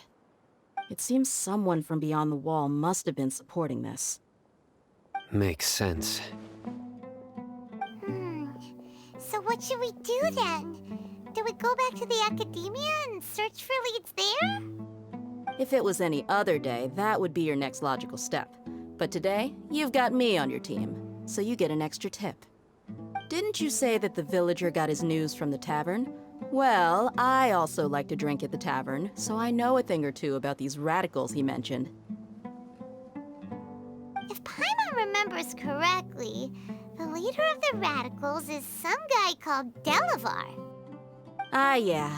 Delavar, the scar-riddled bandit, Engur, the wide-eyed butcher, and Jabari, the duck-tailed bearded crook. The whole lot of them are known around these parts.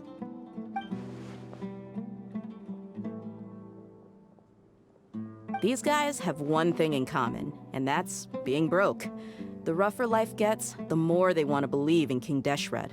Way they see it, King Deshret's resurrection is their only chance at overthrowing the academia. Throwing all of Sumeru into chaos is the only way to change the way of life here in the desert. Anyway, that's my guess why they've chosen to become radicals.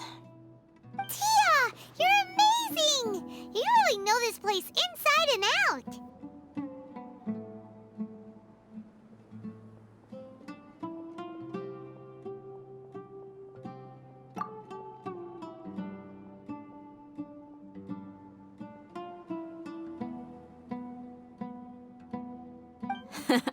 No merc can afford to slack off on gathering intelligence. Every mora I've spent in the tavern has been a valuable investment. Let's head out. Now hold on, you're staying right here, Sino. Why? Aru Village is not a big place. Outsiders stand out here like a sore thumb. I'd bet word about you has already gotten out. The desert is unforgiving, so the way of life here is also a lot tougher than on the outside of the wall. You survive on making connections out here. Compared to you, mercs like me are just third-rate amateurs. I've got no actual fighting skills to speak of. But that also makes it a whole lot easier for me to gain the locals' trust.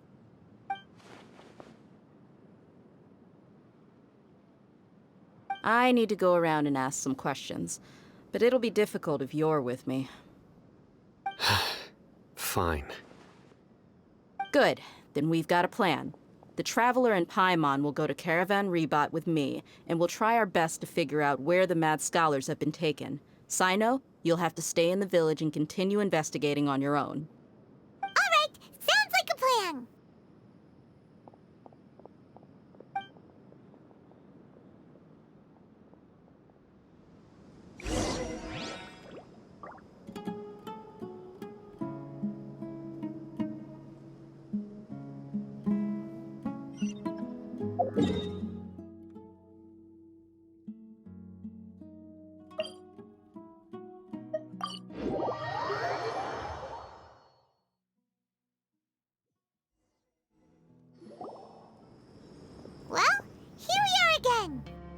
Sounds like you're starting to get familiar with the area.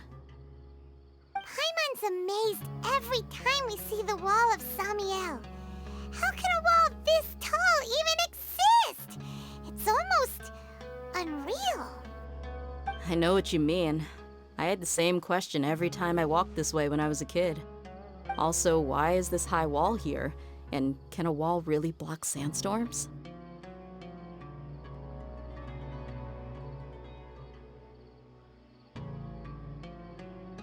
It was only after I grew up that I realized the Wall of Samiel isn't just there to keep out the sandstorms. It serves a more important purpose, keeping out people like us. Sumeru is run by wise and mighty sages. To them, us desert dwellers are nothing but tools that can be used and discarded at their whim. We're cheap labor, like livestock, but easier to control. Nothing more.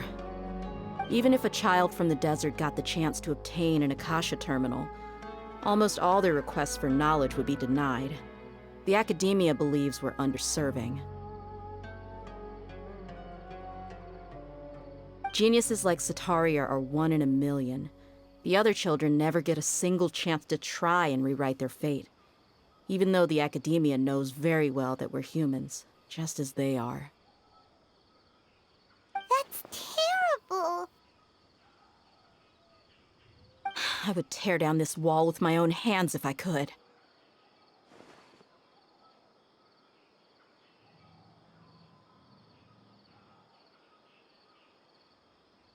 Hey, Dia. You're not thinking about doing anything scary, are you? No, not at all. This place just gets me thinking, that's all. Besides, we're here to procure information, aren't we? Yep, we gotta catch those... Shh.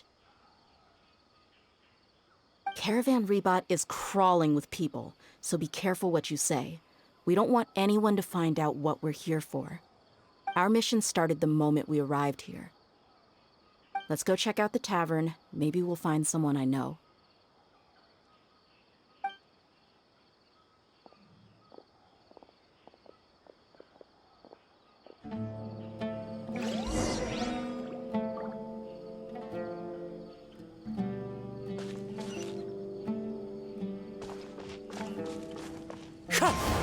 Follow the wind.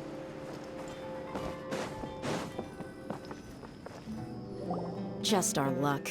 None of them are here today. You mean, you don't see anyone you know? Dia, is that you? What a coincidence. You here for a drink too? Zaki. Finally, a friendly face. Oh, and who do you have with you here? Guests from another land?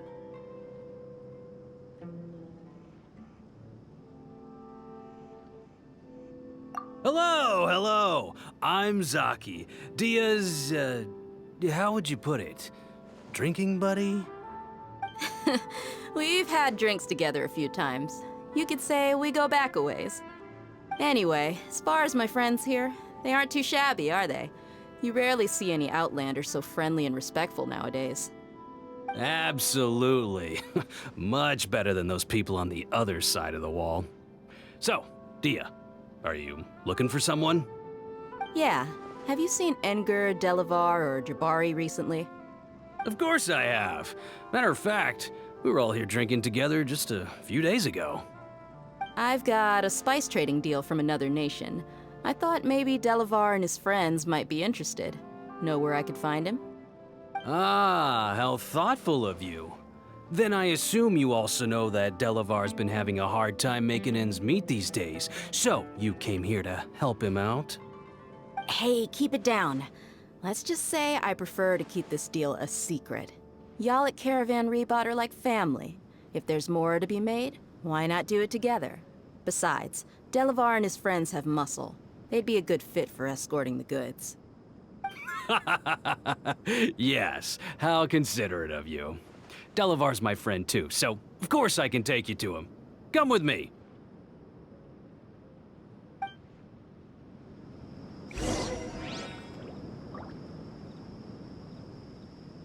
Travelers and visitors to Welcome, merry travelers. All who seek rest will find it.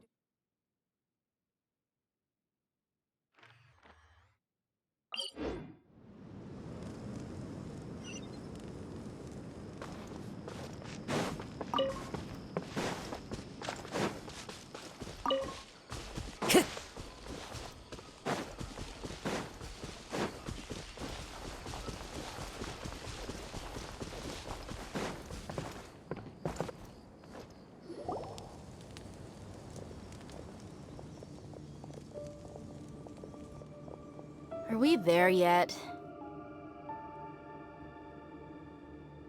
Yep, this is the place. This place is practically deserted. What are they doing in a place like this?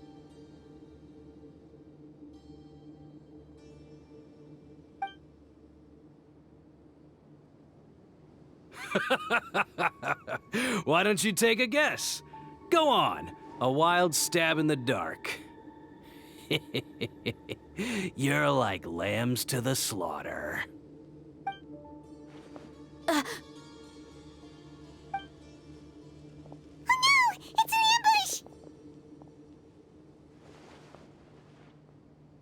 ambush! What's this all about, Zaki? Come on, Dia. You really think we didn't hear about what you said back in Aru village? The boys have kept a close eye on you from the moment you set foot there.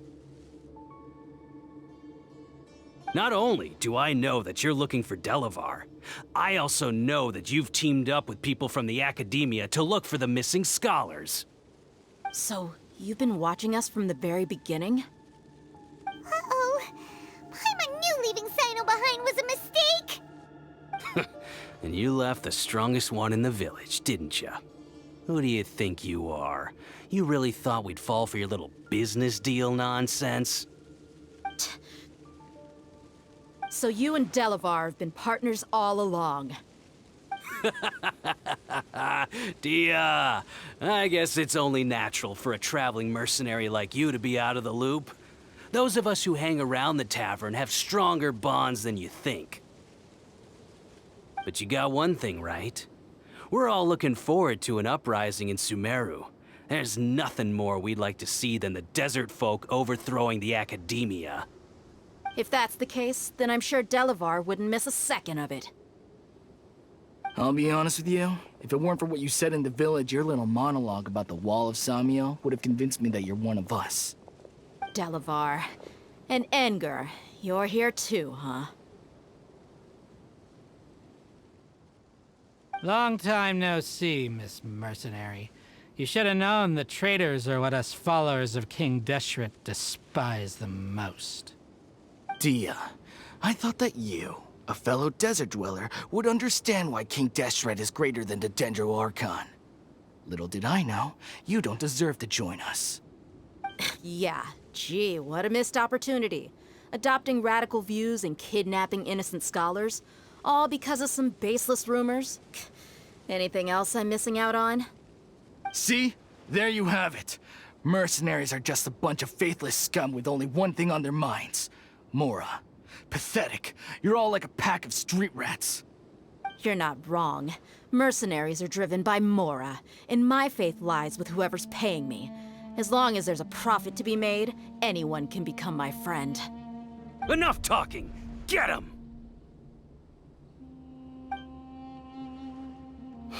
Just as I expected. Let's teach him a lesson, traveler.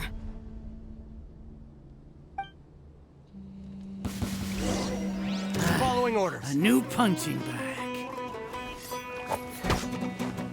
Take that! Into the wind. Life goes on. Illusion shattered!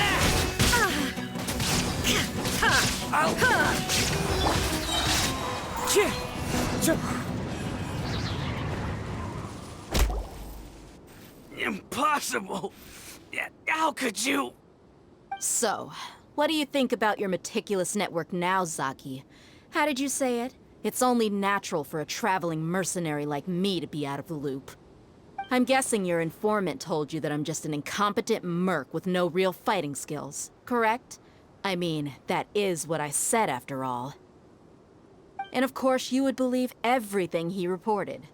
The only thing you know about me is that I'm a mercenary, but you've never seen me in action. Even though you heard we went to handle monsters together, you believed that Candace was the only one doing all the real fighting.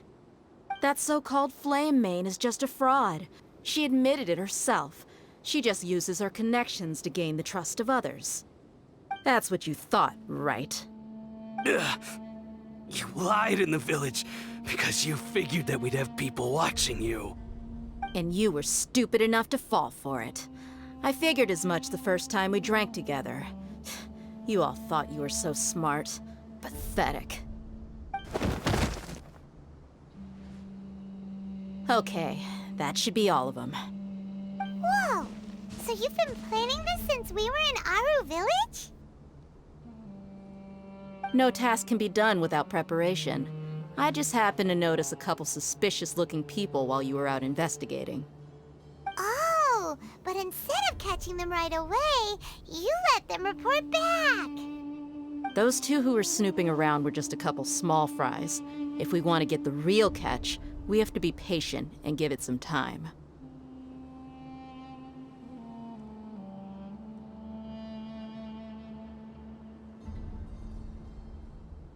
Oh, you mean the funny name she mentioned back in Uncle Ampu's house?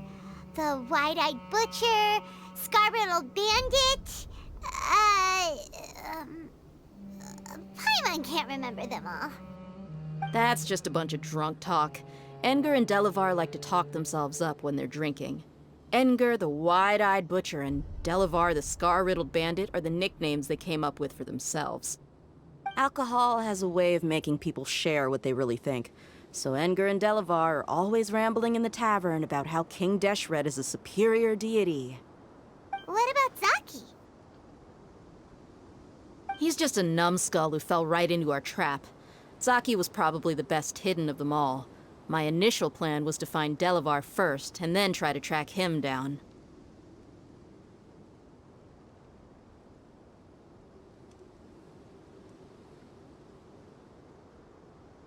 That's what you wanted to ask when we were at Uncle Anpu's house, right? Jabari is one of the villagers you talked to. You know, the one who wanted to treat Isak and his grandpa to some food. Wait, so he's a radical too? No, he isn't. I just needed to tack on a random villager name to make the eavesdropper think that I was making some wild guesses based on my impressions. Wow, what a genius idea! Well, that's an expert mercenary for ya. Ah, you're too kind. It was straight from the usual playbook, if I'm honest. So, that thing you were saying before, is it really true? About what? About how mercenaries only care about Mora, and that anyone's a friend as long as there's a profit. Does that bother you?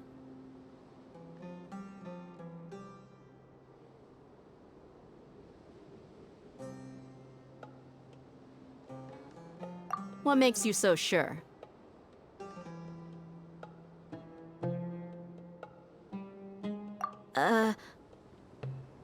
Dia, do you dislike the Dendro Archon like the other desert folk? You two are pretty sharp.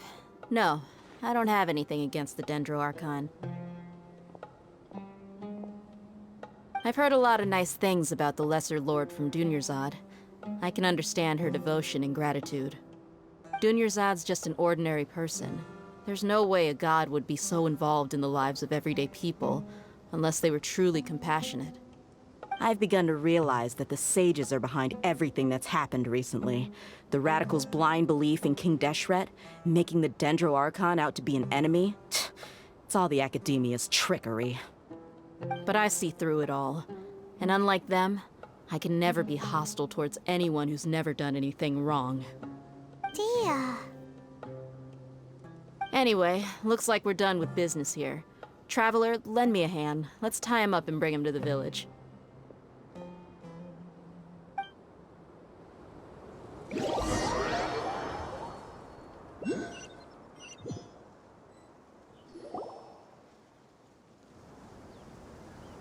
This should be all of them. I'll let you take it from here. All right. I'll be in touch. Until then, please stand by. Candace, do you need any help? Candace will be okay on her own. I trust her, so you can too. She's been guarding Aru Village for quite some time now. If anyone is qualified to question the offenders, it's her. While I'm questioning them, why don't you pass some time by exploring the area? I'll meet you back here tomorrow morning, Traveler.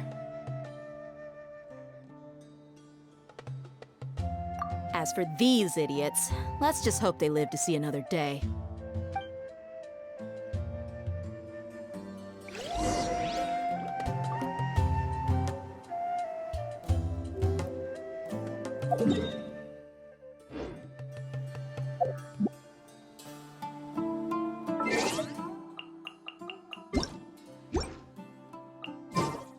There are leaves around.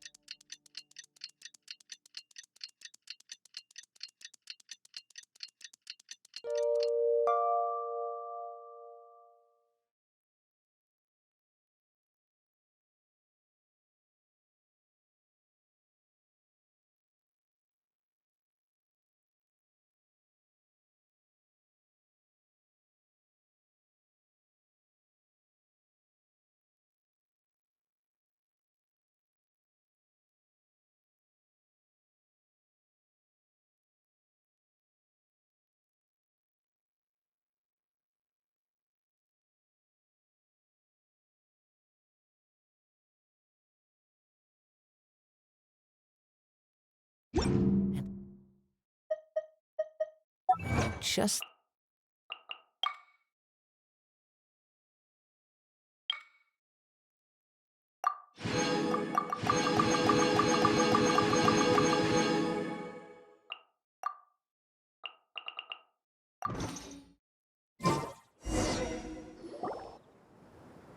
Hey, Dia! Right on time.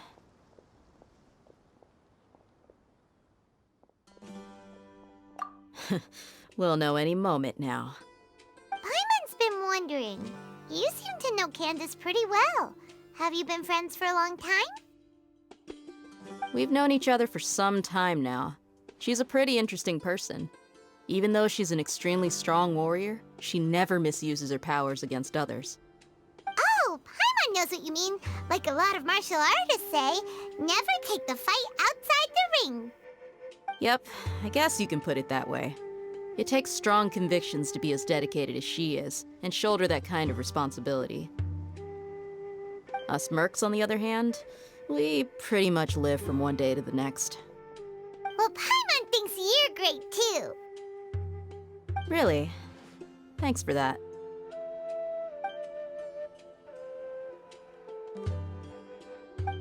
Oh, Sino's here, and he's pretty early too.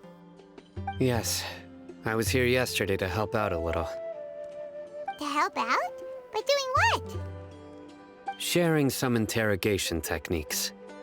Oh, you mean you taught Candace some more persuasive methods? Right. Come on in, everyone. Come on, let's go inside.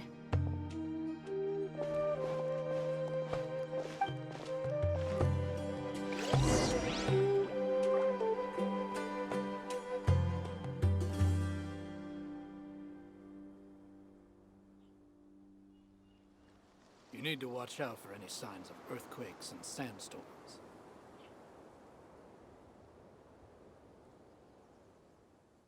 wherever in this world I roam, I carry memories of my home.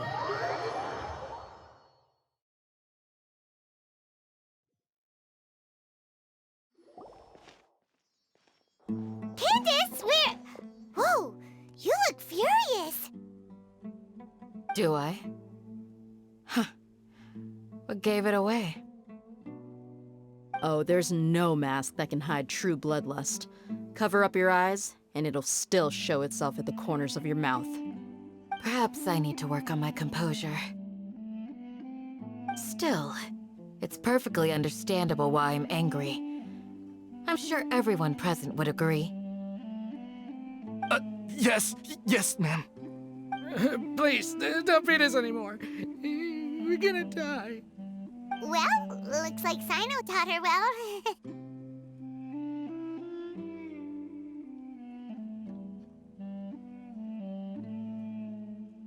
You fear death yourselves, yet you do not hesitate to place the lives of others at risk.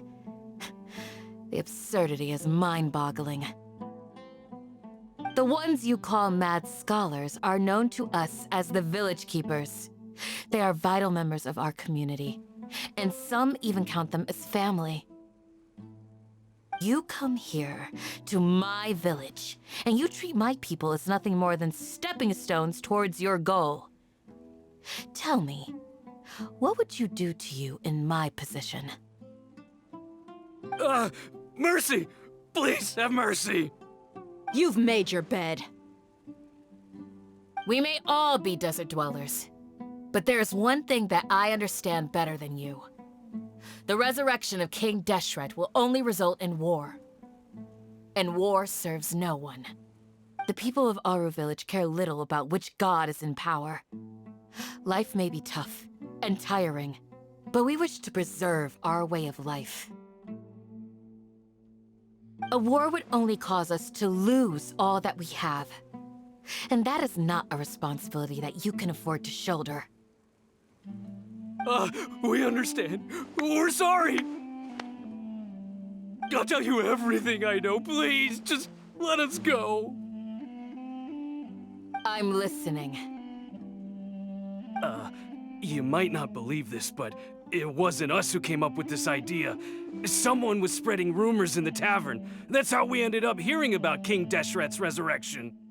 Some mystery man told us that mad scholars will make the perfect sacrifice to usher in King Deshret's resurrection. They give their lives, and we can get anything we wish for. They're called Village Keepers. Slip up again, and you'll regret it. Yes, sorry. It was all that mystery man's doing. He told us to spread the word about King Deshret's resurrection, and talked us into helping him. In return, he said he'll help facilitate the resurrection process.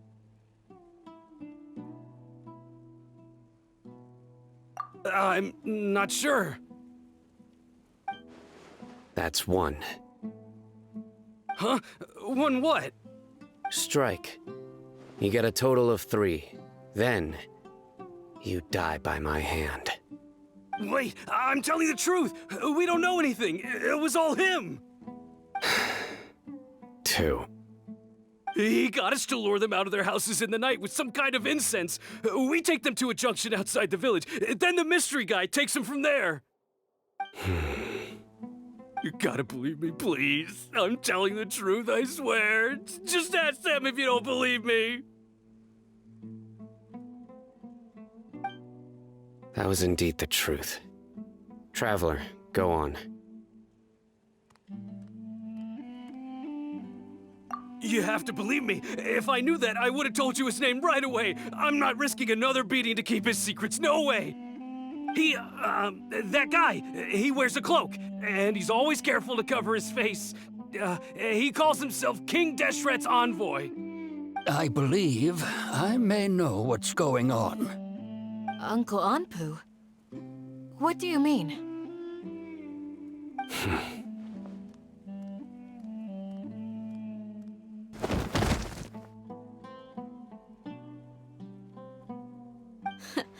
Smooth. Okay, speak. If my suspicions are correct, this mystery man they speak of could be from the academia. Some time ago, people from the academia attempted to take the village keepers away. I refused, insisting that they are part of our community.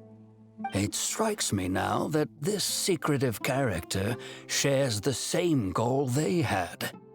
Which means it's highly likely that the academia was purposely spreading a false rumor to trick the radicals into delivering the village keepers right into their hands. They were the ones who brought them here to begin with. Now they're trying to take them back? We aren't gonna let that happen. Not the academia again. Just as I thought. But what could they want with the village keepers? People are nothing but tools in the eyes of the academia. A change in their plans likely means they found another way to exploit the scholars. Regardless, our top priority now is locating the village keepers. You're right. Isaka's still waiting for news on his grandpa. Time to go. Let's leave the village and try to track them down. Yes. Pack up and get ready to leave. You got it. Candace, I'll let you deal with the radicals. Leave everything outside the village to us. All right. Let's meet back here once everyone's ready.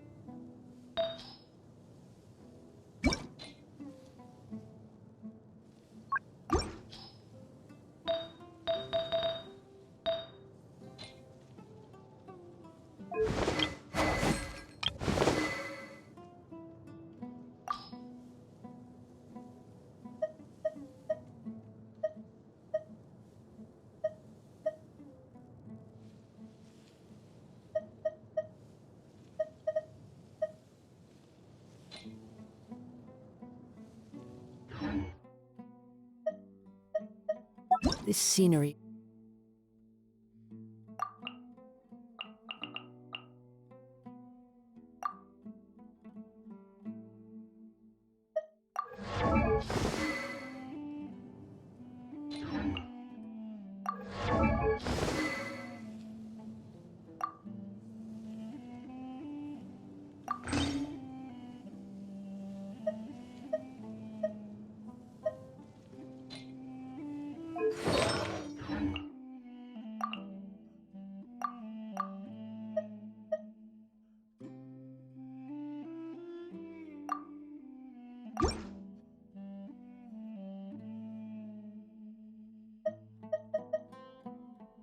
It's wonderful.